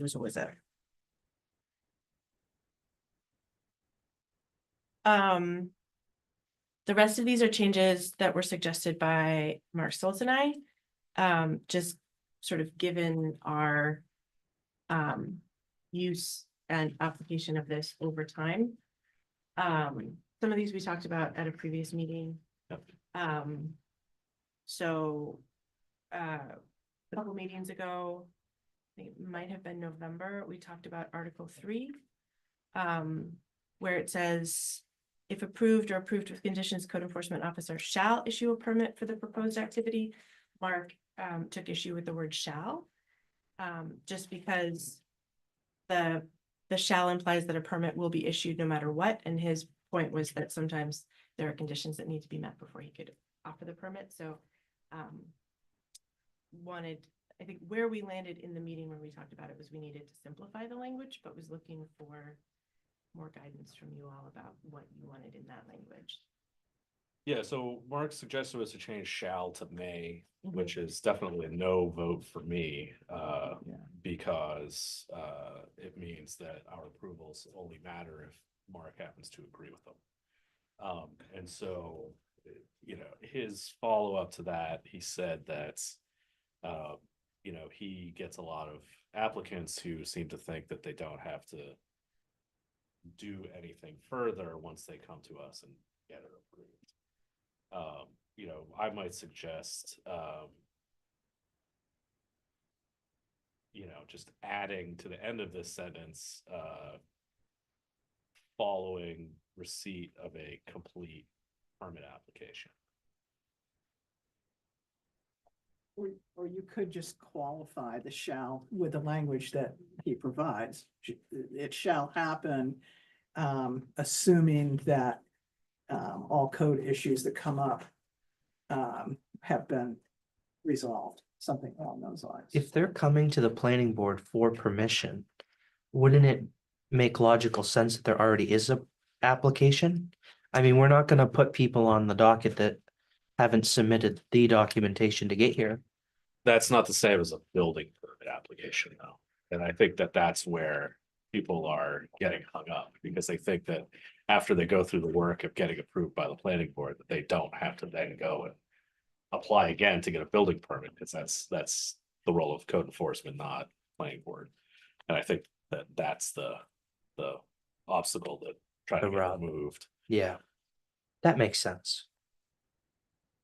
So do you have to clarify what kind of permits that they need? That could get more complicated. Yeah, yeah, like we're talking about simplifying the language, but like the language is already very simple. It's just not understood. Maybe something like approval by the planning board does not obviate a building permit. Something like that. Which came up in a recent thing that we did, that once you transition from approval here, you have to, this was with the stormwater issue. That when you get to the place of asking for the building permit, you're gonna have to address that through the building permit process. Right, yeah, Right, so, yeah, you have to do. You an gotta have erosion both, control plan basically. Or whatever the requirements are to get a Right. building permit, yeah. right. Can I ask a clarifying question?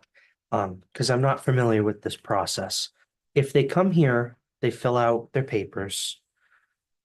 There's certain things that require planning board approval, and there's certain things that Mark can issue as code enforcer without the planning board at all.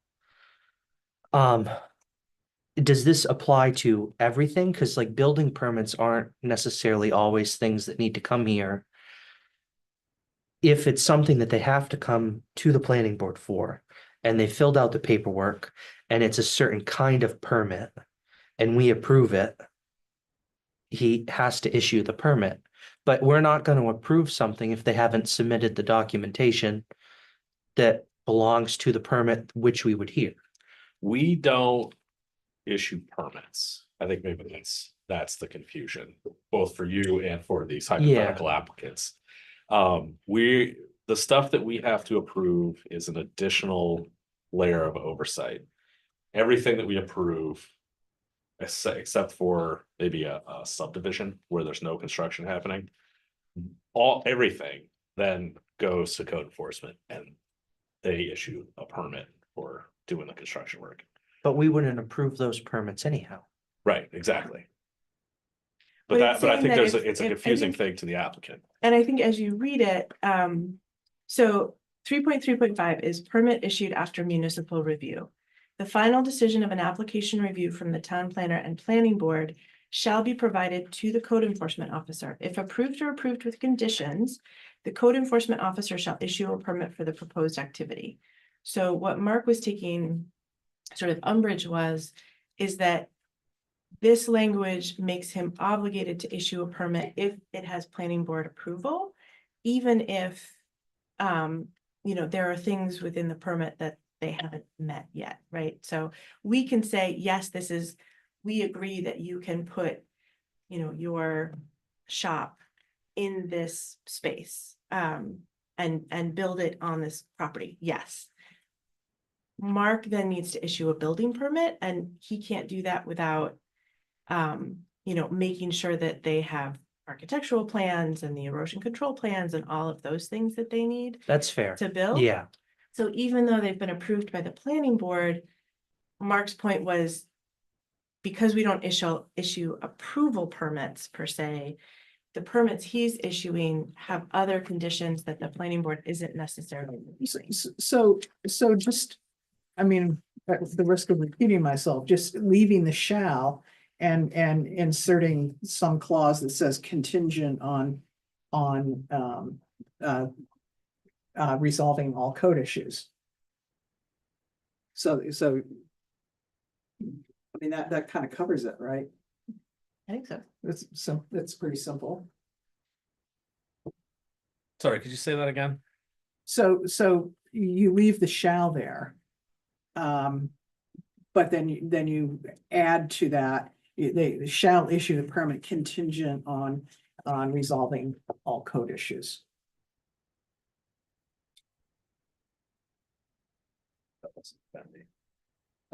Because that gives him the thing to say, you don't have an approved septic plan, I'm not, or the stormwater example. I mean, I might not say code issues, I might say compliance with the, the rest of the land use ordinance. Something to that Sure. effect, because like, I'm thinking about change of use.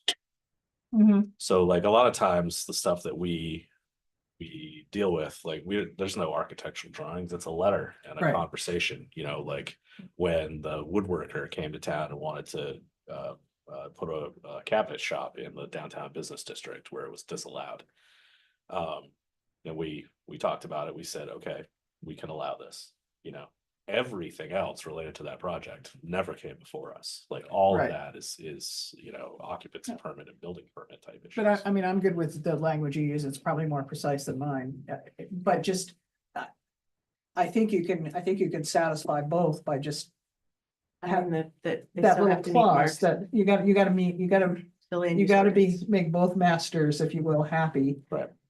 And then you can go forward. Right, because in this occasion, they couldn't talk to Mark until they talked to you guys and got approval for it. Right. So that approval is sort of the first step and is key. Right. And the next step is then they have to work with Mark. Right. So, okay. Cool. Article 6, land use districts. We ran into some challenges with Article 6 and Article 15 in terms of the definition of mixed use.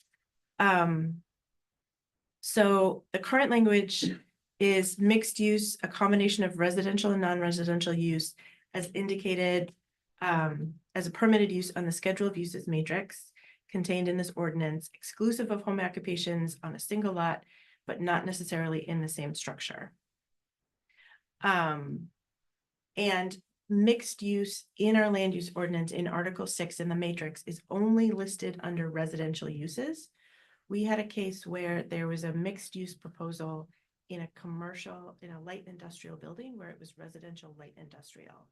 And so Mark and I looked at the matrix and said, well, this mixed use is a mixing of commercial and or industrial and or residential by its very nature. And it is only in our schedule of uses under residential. And so it makes it hard to know what is allowed and what isn't allowed in terms of mixed use when it's only listed under residential. So our proposed change was just stating in our land use ordinance that for mixed and the problem is like for industrial, it goes before the planning board, but for residential, it doesn't. And so how do you treat that, right? And for mixed use, I would have to check the matrix. So is the question, who is the reviewing authority? Yeah, Who reviews it in residential? Code enforcement, code enforcement or planner. but it's sort of a weird, like, is there any mixed use that is not a dwelling? It's always a dwelling in a commercial or industrial. It's usually Use, always a right. dwelling with mixed use, but you could have industrial and commercial, that would be a mixed use.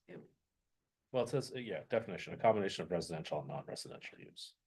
So I guess this is, I don't know, a question or comment or whatever, but sometimes if it's defined like commercial with residential, like an apartment or whatever, I ran into this on a project we worked on that we were required to bring certain things, even though it was a dormitory, it was a small dormitory, we were required to bring things up to a commercial level code in areas of like ADA and whatever, that if it's your residence and you have a little gift shop attached or something like that, wouldn't apply, but in the other direction, there may be things that like ADA that would apply.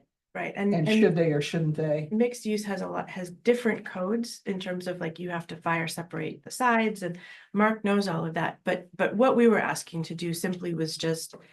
Depending on the secondary use, there's the residential and then whatever the secondary use is. That the highest standard of review be applied for whatever that is, so. If we look at the matrix and we say, okay, it's residential and it's. You know, Retail sales. retail sales, then Mark and I can approve that. Because in the matrix, it's Mark and I would approve the retail sales, but if the secondary use needs to come before the planning board, then it needs to come before the planning board. And just kind of expressly saying that, to say that the Yeah. highest level of review in whatever secondary proposed use is Yeah. is That makes being sense. proposed, it has to meet that. But right now, someone could come in and build a steel mill here, put a studio apartment on the top floor and call it mixed use, and so it doesn't have to come before the planning board. Right. Yeah. Yeah, I agree with the proposed change. And Mark and I have in the land use ordinance, Mark and I have the discretion to put things before the planning board that don't necessarily have to go before the planning board. And in fact, you have something hopefully coming before you. You might have this mixed use scenario coming before you because of that. But wanted to just sort of spell it out that that was an assumption. Okay, also in the matrix 6.7.5, there is no specific category for garage. We have you know, anything less than 100 square feet, you don't need a permit. Anything more than 100 square feet, you do. So if someone wants to come and build a garage, there is no, there's nothing in the matrix that deals with garage. And a garage is basically not an ADU, but an accessory structure that's over 100 square feet. We were looking to put something in the matrix that just had an accessory structure that was over 100 square feet, which isn't an ADU, that we could put in the matrix to say it is allowed in these areas and it needs to require these setbacks. And Is it just garages or is it It's like mostly- workshops or? it's mostly just garages. Okay. I mean, if they're doing it for a workshop, is it a private workshop? Or is it a retail, you know, Right. that we can cover, you know, in home use Okay. businesses, but if it's just a workshop for their own private use, it's over 100 square feet, they want to build it. There's nothing in the matrix that covers that, because it's not a house, it's not an ADU. Just to clarify, you're just asking that we add a line that clarifies what's already happening, because if it's over 100, you already have to get approval. Yes, I think that's fair. We'll need a definition for accessory structure.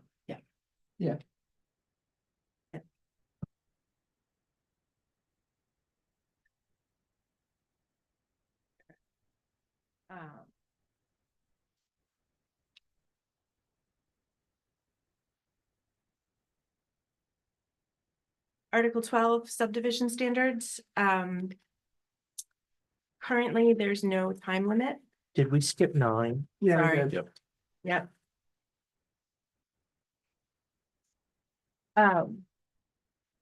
Roads, parking, driveways. Mark is asking if you are building a private road in our current ordinance, it has standards for how that road needs to be built, but there's nothing about maintaining that road. And Mark has been having conversations with our emergency services personnel about private road maintenance to allow emergency services vehicles there. And there's nothing in our ordinance that sort of requires them to maintain the road once it's built that I could find. So this was the one I was thinking about when you know, you passed this out at the beginning, and what I'm wondering is this, should this only apply if there are structures that need to be reached at the other end of the road. Like somebody might just build a road so they can park, with their kayak closer to their water access or something. I mean, there are lots of reasons why. I think the standards for private roads only kick in if it services 3 or more dwelling units, By definition. by definition. Okay. well, Otherwise, that it's a would, driveway. okay, Yeah. gotcha. And Mark's suggestion was, NFPA already has some standards. And just, he was suggesting, didn't make enough copies, the printer was out of paper. Was suggesting that we just write some language linking our ordinance to the NFPA 1 standards to say private roads need to meet NFPA 1 standards. Because the restrictions, the maintenance, the access for public safety is all written in there. And instead of writing it out, if we reference this state statute, then if the state statute changes or anything, we don't have to update them. So that would require any single family house with a driveway more than 150 feet to have a sprinkler system.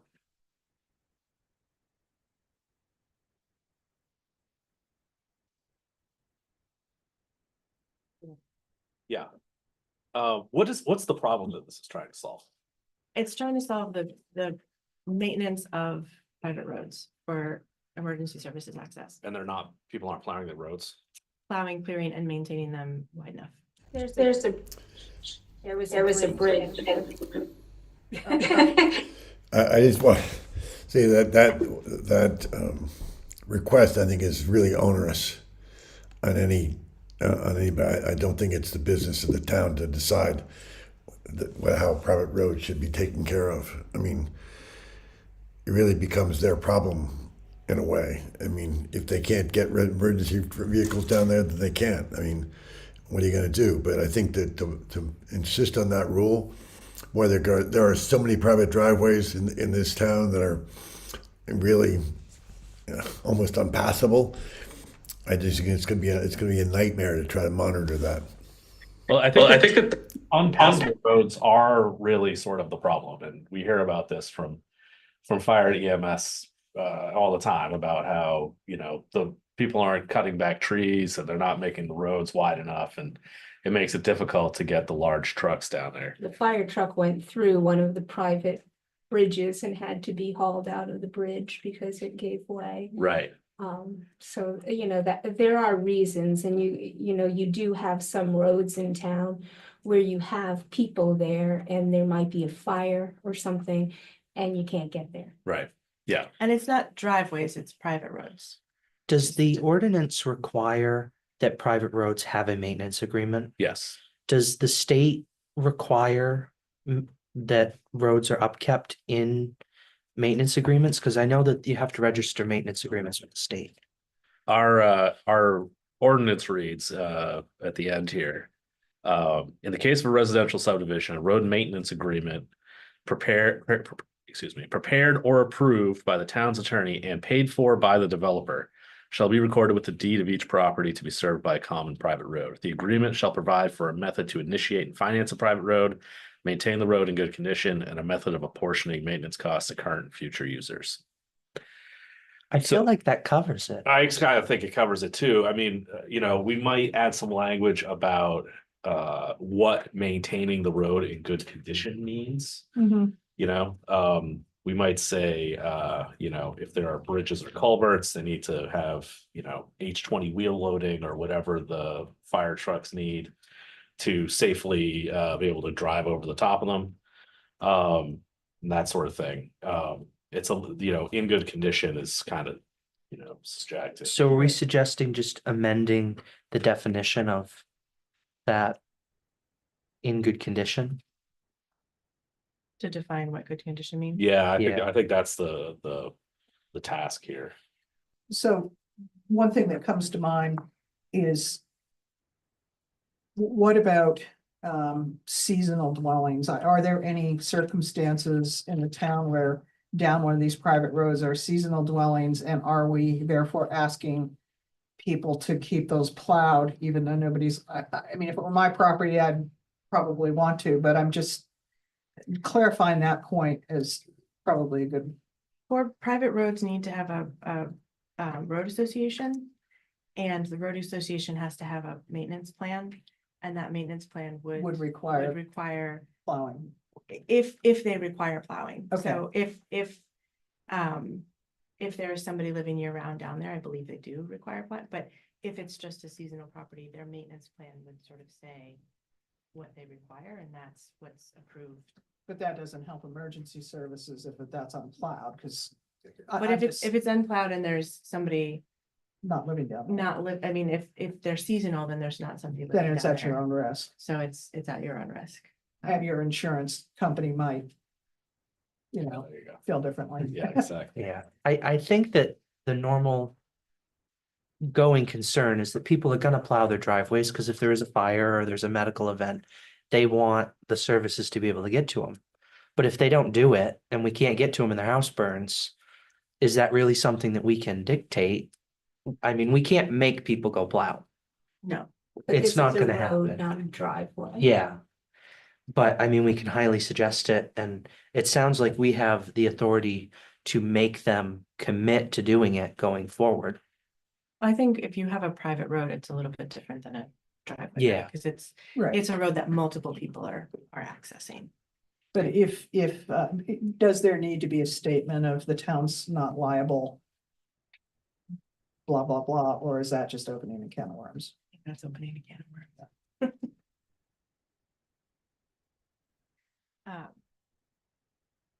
Okay. Other thing on. I just want to add, I do think that that's really overreach on the whole thing. And it's going to be very difficult to actually control or have oversight over, because there are so many roads that are like that. But I think it's frankly a mistake to even have it in the code, but because it's going to become a problem. And then because on the other side, so if the town isn't overseeing those things, then there's a liability too on that side. So it isn't a question of, whether they're doing it and there's a liability. It's a question if we don't do it, if we don't do the oversight, then we become liable. I mean, it's a two-edged sword. I would imagine that this is connected to state subdivision laws. And that's probably where this is coming from. Then let the state oversee it then. Well, yeah, it seems like the town attorney is part of creating the road association, so there's no getting out of it unless we can change all of that language. I'm not sure exactly what the provenance of this is, but we could learn more about it. Is there a map that exists that shows how many of these? There's not a map, but I have an Excel sheet that lists private roads, state aid roads, town roads. Because maybe a little further examination to Brendan's point, because, I mean, how big a problem is this? What exactly are we talking about? Well, I think, for example, we're about to have a 30-lot subdivision come before the planning board, and that's gonna be on a private road. It's gonna have possibly 30 houses on a private road. Right, but that's also gonna be a year round. I'm just thinking of, who knows what's been around for how long, and, people who have camps or whatever down various roads. I mean, we're, just kind of knowing what is considered a private road versus a driveway, and just kind of having a sense of, is this onerous, or are we talking about 3 or 4? I mean, I don't know. I have no idea. There's quite a few private roads. Yeah, imagine.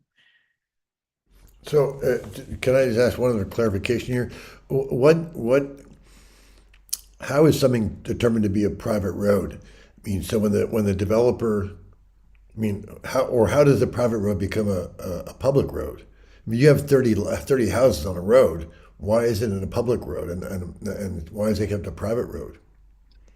Part of the condition of the subdivision is that they have to assure that it won't become a public road. That's one of the things they have to meet when they do the subdivision. Is that any new private roads created have to show that they're not gonna become public roads, because that becomes a taxpayer burden. That a private company is putting on to the taxpayers. Right. So, they have to provide that assurance as they do the subdivision. And that's the planning board's sort of purview to make sure that they have a plan in place.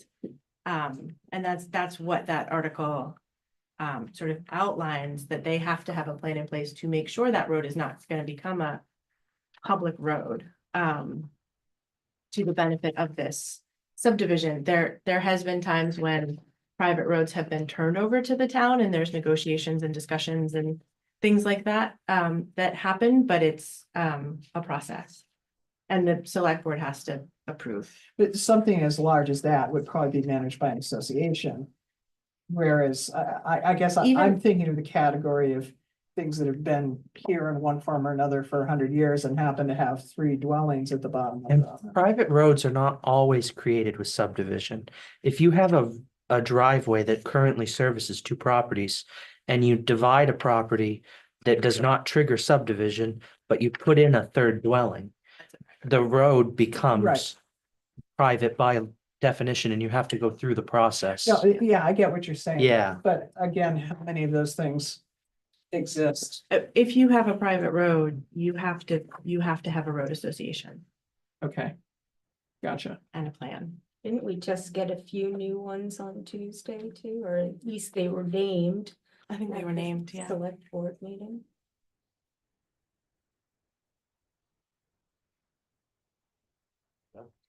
I'm sorry, can I ask one quick question to that comment? So if you have a private road and then someone on that private road does a subdivision, and then that road automatically becomes a public road? No. Sorry, so could you repeat that? I misunderstood what that was. So you can have a private created with subdivision. Because if you have 2 existing lots and one of the lot owners divides his property into two lots, thus creating 3 lots on that road, that's not technically a subdivision. You're only dividing 1 lot that's allowed. One of the things they have to do, though, is then you can't have more than 3 houses or dwelling units come off of 1 driveway. And so they would then have to create a private road. They have to upgrade their driveway to be a private road in the division of that land. It's not a subdivision, but they have to upgrade their road because there's now more than 3 properties coming off of it. A subdivision private road gets created when you have 3 or more properties that are created at the same time. And Eric, you're muted. I'm sorry.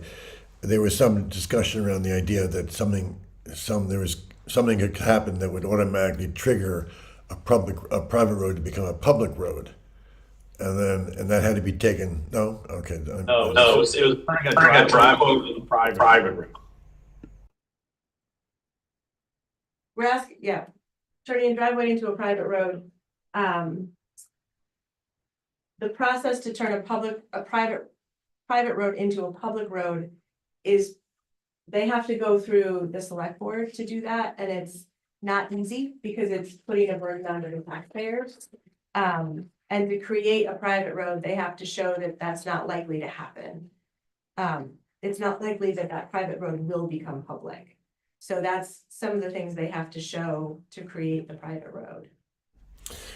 Just one last question. I'm sorry, I didn't want to prolong this, but aren't those all taxpayers anyway? Don't they pay taxes in the town the same as everybody else? And their taxes could be used for the maintenance of their public road, their private road now made public. They are taxpayers in the town, but the more roads you add to at the moment, if they have a private road, they're responsible for plowing and maintenance and all of that on it. and their tax dollars go into the town and help pay for the upkeep of all of the town roads, of which their private road comes onto a public road. But if their road if their private road turns into a public road, now the town has to pay for the maintenance, the upkeep and the plowing of that road. So that's a bigger financial burden on the town of Waldeboro to take on that road. And the more roads we have, the bigger our public works has to be, the more hours they spend plowing and maintaining the roads. It gets. Right, but in effect, they're subsidizing everybody else. Right, in effect. They're not getting it, they're not getting the same set of services that everyone else is getting, and they're paying the same amount of taxes everyone else is getting. I mean, I rest my case here, but it doesn't sound particularly fair to me. I mean, I can understand a small small private road with 2 or 3 houses on it, or whatever the case, whatever the limit is. But when you get into a larger subdivision, I'm surprised that they would want to do that, because maintaining a road with 30 houses on it is, over a long period of time, particularly when your taxes are already high, and the taxes in our town have gone higher and higher and higher. It would seem that sort of an imposition, or for someone to have to pay on top of their taxes they're paying, also pay to have their road taken care of. Anyway, it's just a point that not important. Not the issue we're debating.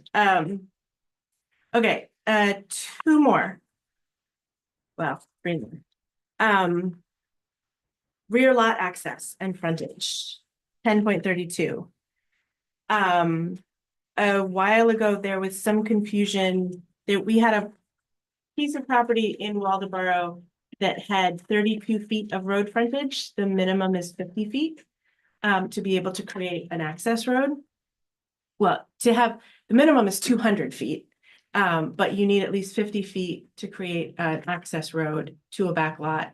There was some disagreement, and the definition of back lot is not clear enough to say, does a lot with any road frontage, does a lot with any non-compliant road frontage count as a back lot? Or is it only pieces of property that have 0 road frontage? And so we just wanted to have the planning board clarify that a rear lot has no frontage along the road, except for what has been granted through a right of way to create a driveway, but that they don't have that non-conforming road frontage does not make that lot a back lot. It makes it a non-conforming lot. I'm not familiar with this lot, and not to open the can of worms, but if we say that a lot that only has 32 feet of frontage doesn't have the 50 feet for the road, is there anything stopping them from just chopping it off and making it a rear lot to get around the ordinance? No, in fact, that's what we propose that they do is Make it a rear lot. make it a rear lot and deed that 32 feet to their neighbor, and then have their neighbor give them a right of way. It seems like a silly. To meet the ordinance, which is silly. It is. But So we don't have a definition for a back lot. no, Do we have a definition for a rear lot? Doesn't No. look that way. We don't have a definition for any of we it. don't have any definition. So that's basically what we want, is a definition for whatever rear lot or back lot is. I did a little research into what Rockland does on this topic, and they have a whole section in their ordinance for what they call a flag lot. Which basically is letting people off for having compliant frontage, as long as they can have enough width to have a proper driveway into the flag lot.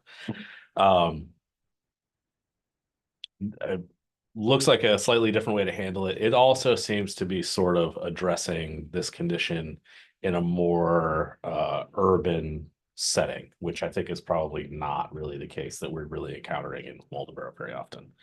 But we definitely have a lot of lots where somebody will have a house far off the road and then chop off everything on the front and, you know, sell a lot to put a house right on the road. And so you wind up having a bunch of, you know, lots like this in town. I think the flag lot idea is good. And you know, in my mind, I think, here's the ordinance, we want to try to work with the people, but if we can't, how do we get around it? It would, if there's only enough width for a road, Mhm. we're causing people to circumvent the ordinance by dividing, and they're still getting to put their road in and use their property. Mhm. Isn't it better just to try to work and create something that benefits everybody? I mean, to that end, if we defined a back lot as having any road frontage that is non-conforming, then you can consider, you know, any, As long as it meets driveway 175 and requirements. Yeah, along the road to get to the back of the property, then you could consider that a back lot. I mean, that would be sort of the alternative, is if they had. But then if you have a property that doesn't have any road frontage,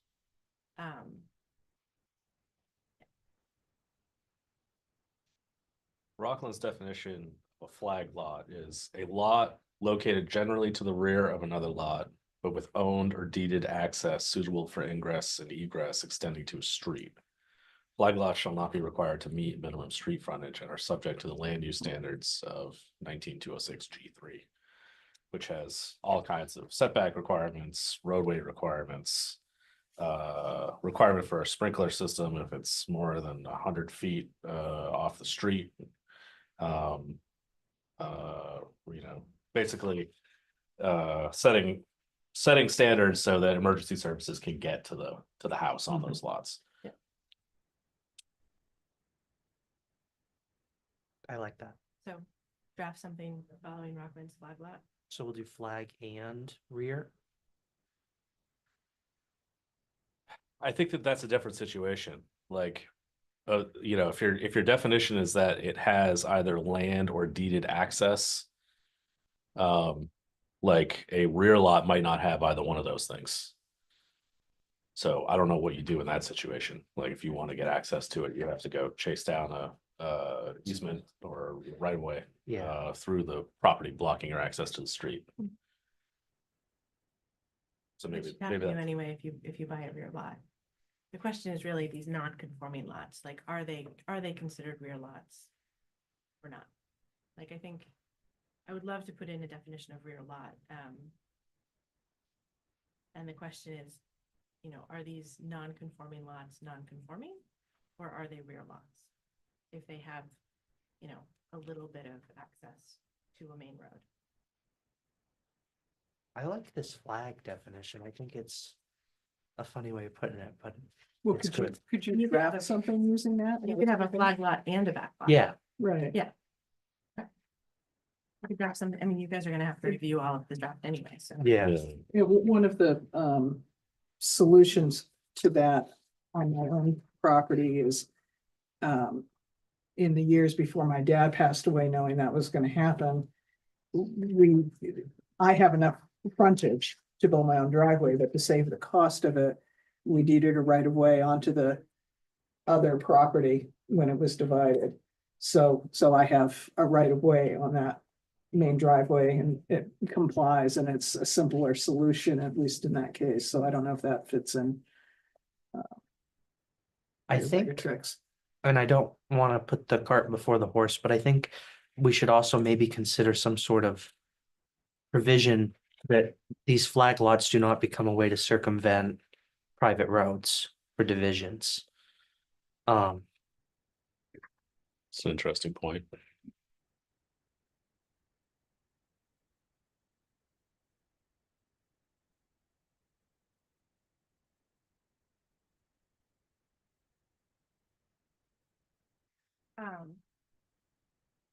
In the interest of time, and knowing that you guys are gonna review these and we're just gonna discuss them again at some point, I wanna move on to Article 12. Subdivision standards. There is currently no time limit on subdivision, so someone could make a subdivision, you know, in 2000 and come to us at the town and say, hey, the planning board approved this subdivision, here's my map. I'm gonna now make this a subdivision, right? And things have changed, standards have changed. So my proposal was to put in a sub-article in Article 12, just specifying that they have a time frame from the planning board's decision to actually make the subdivision. Using sub. Oh, sorry. I was gonna say, well, in the places where I've been involved in those subdivisions, it's 2 years. I mean, I think that's a reasonable amount of time. You've got 2 years, you don't do it, you're gonna have to come back. Using some of my knowledge in real estate, I'm familiar with a subdivision in Bremen that has had this exact issue. It's 20 years old. The issue is it's on paper, the road's not maintained, it's not developed, but the lots have been sold already. It's already has 12 different owners. Even though it hasn't been developed, it's people own the land. What do we do if the land has been sold off in the division? Because if we approve the division, we're approving these lots, which can be independently sold. If the lot has been sold, that the subdivision has been created. Yeah, Okay. I agree with that. That's part of the definition of a subdivision is the creation sale. Okay, Of like, you can subdivide a lot and have the plans drawn up and registered and not sell any of the land, it's still a subdivision. Or you can subdivide it and sell the lands, it's still a subdivision, even if nothing's been developed on it. okay, And as, you know, as long as that, what I don't want to have happen is have a single parcel where the plans haven't been sent to the assessors or the registry of deeds. And it hasn't been sold and nothing has happened with it, and then have someone go, oh, well, this is, all of a sudden they go and register it with the registry of deeds and we have no idea. Yeah, I actually like your suggestion of 5 years better. I mean, if we were in a more densely populated area where development was more rapid, then I understand my colleague's suggestion of 2 years, but I think, I'm thinking of the example that was just before us recently, that, you know, 2 years goes by awfully fast when you're trying to get financing and, you know, jumping through hoops and things. And I think 5 years, you know, that's enough reasonable time. And if you're really not going to act on it, it all should be evident in 5 years. And then you're welcome to come back to the planning board and, you know, renew the proposal, taking into account changes in law and stuff like that. It's just my piece. The only about 5 years is that, you know, 5 years, a lot changes. I mean, a lot has changed already in Waldeboro in terms of density in the last 2 years, let alone 5 years. And aren't they supposed to come, when someone comes before the board with a plan for a subdivision, don't they have to show the means to actually do it? I mean, don't they have to show that they are financially capable and able, or we don't actually push that point, but that is one of the requirements, is it not? Yes.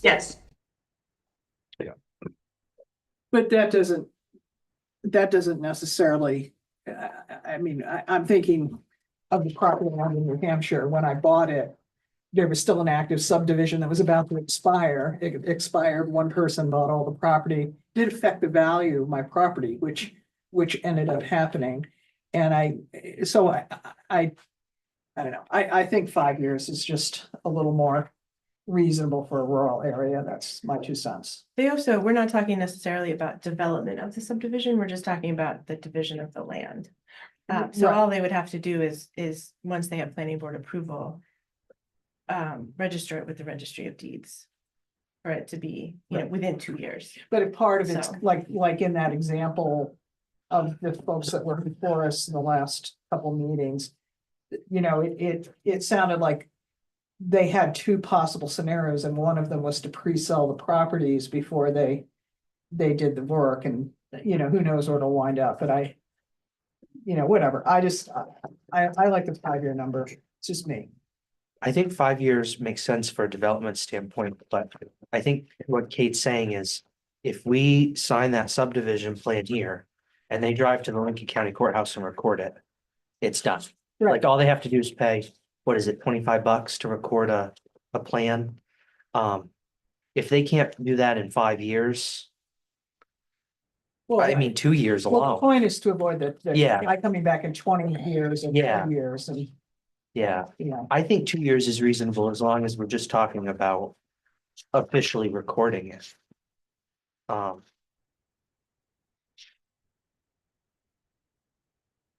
yeah, I'm gonna still stick to my guns. But it's, you know, whichever. Yeah, I'm not the only one here.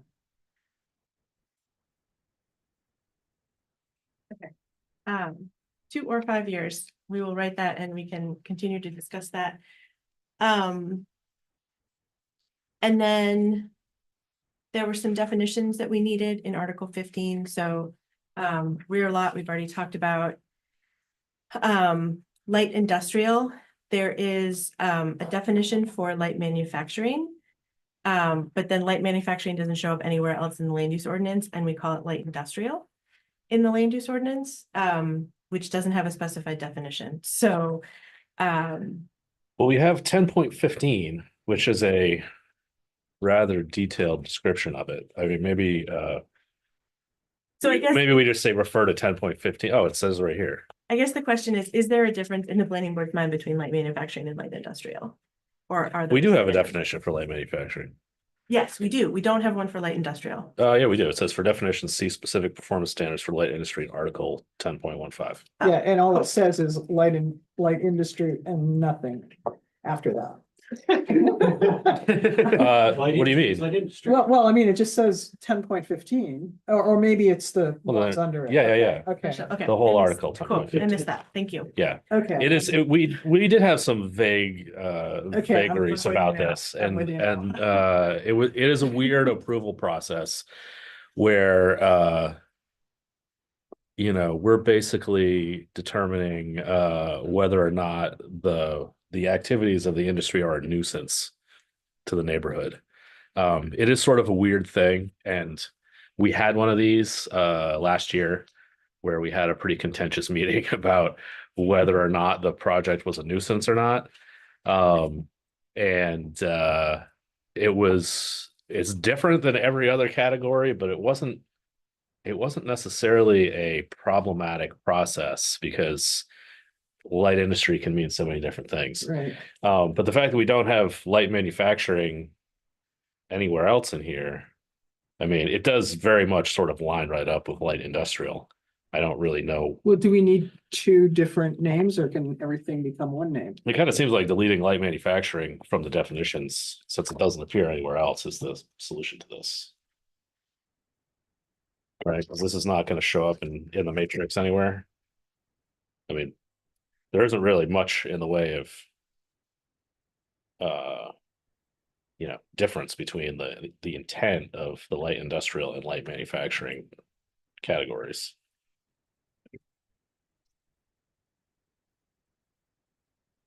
In 10.14, it's industry/manufacturing. But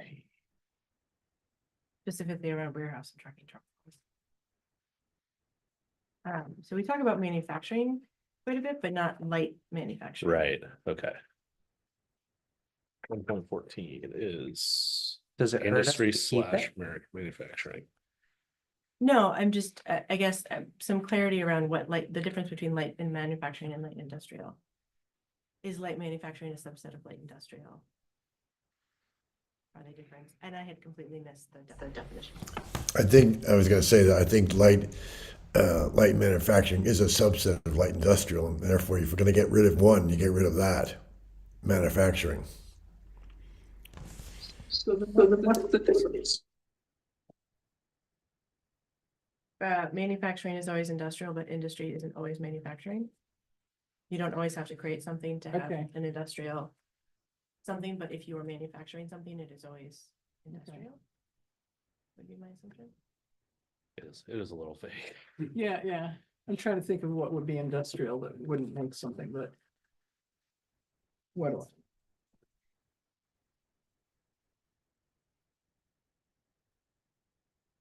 Okay, so we can continue to think about that.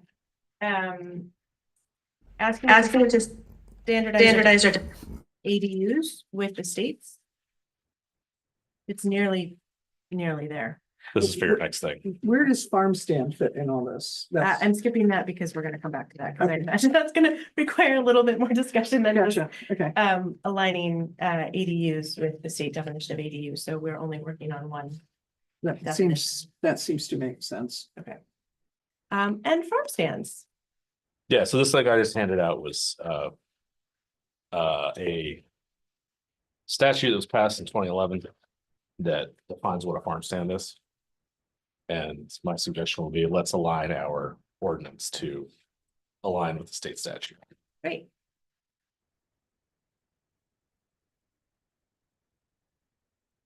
So it's defining a farm stand as a roadside stand at which locally grown farm products are offered for direct sale to the public, that is operated by a farmer or a person who purchases the majority of products sold at the farm stand from farmers.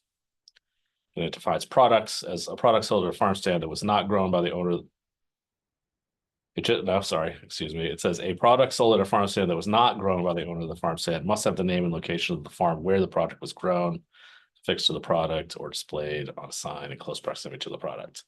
I don't really care about having that product definition in the ordinance, but I think that we could refer to this farm stand definition in 7 MRSA 416.1.a and put this thing to bed. Cool. We don't need to worry about the definition of a stand or a stall or a tent. May I ask a clarifying question? Sure. So you're talking about just removing the spots defining what a product is? Just because like specifying things that are locally grown is very specific language that doesn't necessarily apply to baked goods or meat or dairy, because I don't grow dairy, but a lot of farm stands sell dairy produced on the farm. So you get grown is a very load bearing word there. Locally grown farm products. You could, shoot. How about locally sourced farm products? That's how it I mean, I can think of my neighbors who sell meat and dairy from their farm. Yeah, we've had a lot of conversations about Oh, yeah. flower farms Yeah, too, yeah, you know. They're not growing, you know, every single flower and every single bouquet Mhm. at their farm necessarily.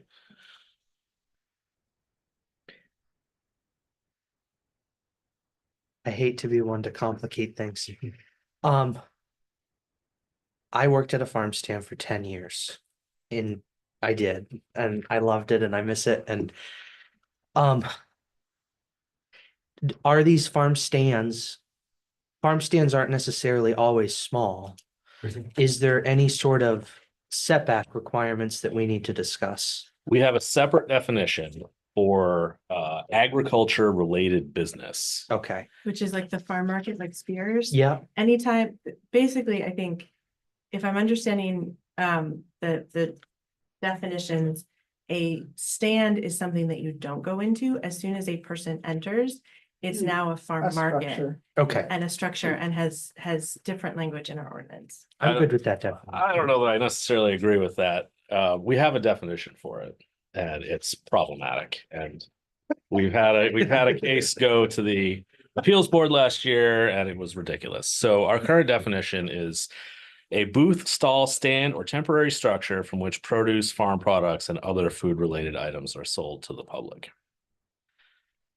So the case at the appeals board was about a horse trailer that was turned into a farm stand, and it was disallowed by the code enforcement officer. And then we all had a hearing about what is a booth, what is a stall, what is a stand. Car. What is a temporary structure? Is a trailer a stall? If you put a horse in a horse trailer, isn't it a horse stall? So it was preposterous. I think that the state definition makes it simple. We also have the definition for the agriculture related business.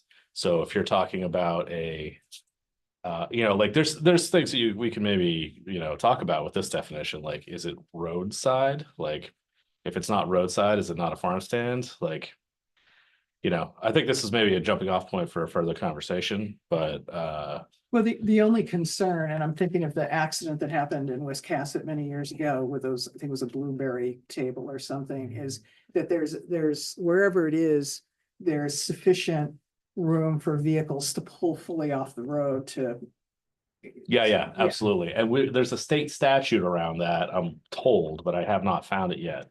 And I was thinking that we should find that and, either incorporate it or incorporate it by Right, because reference. that would be the only concern Yeah, I could yeah. think of. I'm trying to find that. All I've got.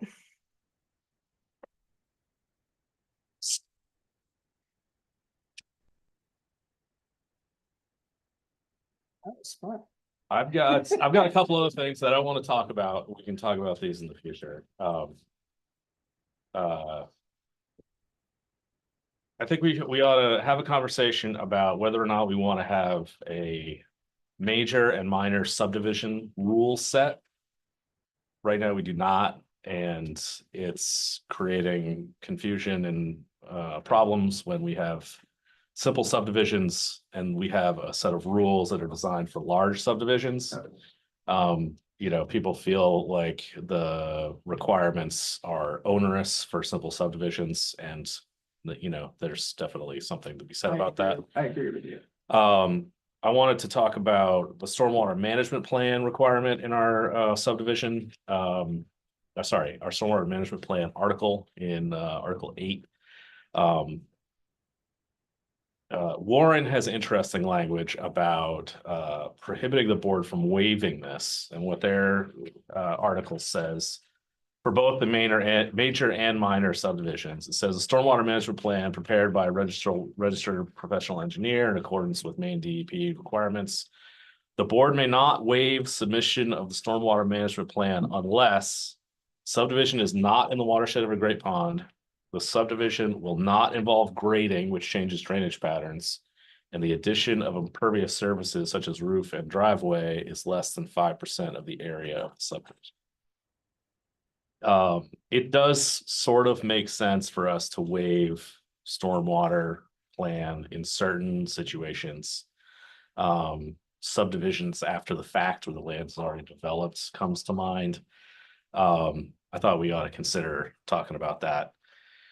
And then the last thing I wanted to bring up was open space subdivision plans. One of the new things in the last 10 or 20 years about reducing sprawl is the concept of open space subdivision plans, and I'll send some references to people to read and talk about. I know that you had talked to the people in on the Bremen Waldeboro line about doing that. It's in here. We have a way of doing it, but it would be much more effective if we just required large subdivisions to use these rules, because if you don't require them to be used, they will never get used, basically.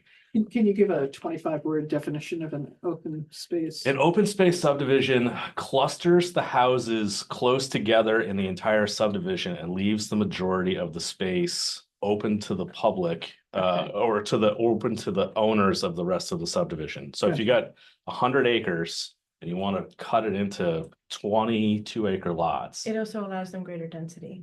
Right, They have a okay. density bonus. Right, and it'll allow you to sell lots smaller than the lots required for that zone. If you Gotcha. cluster them all together. And the idea is that, you want to preserve the rural character of the town. And requiring large lot sizes in rural areas doesn't keep the area rural. It Mhm. just creates a bunch of lawn with houses dotted through it. Right, If you take all the houses and cluster them together into a neighborhood, now all that land is left open.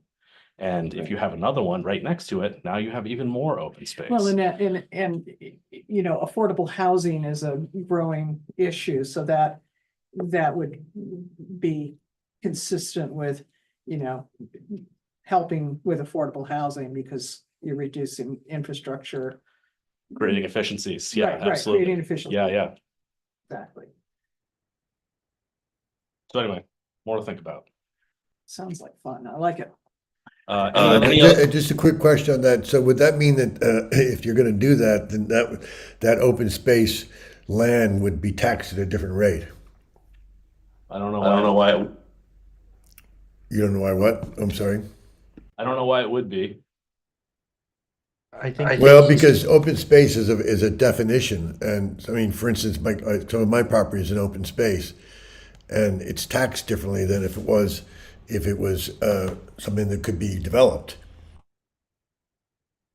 They could have the potential to register it with the state as open space for decreased taxes, but an open space subdivision does not guarantee them that.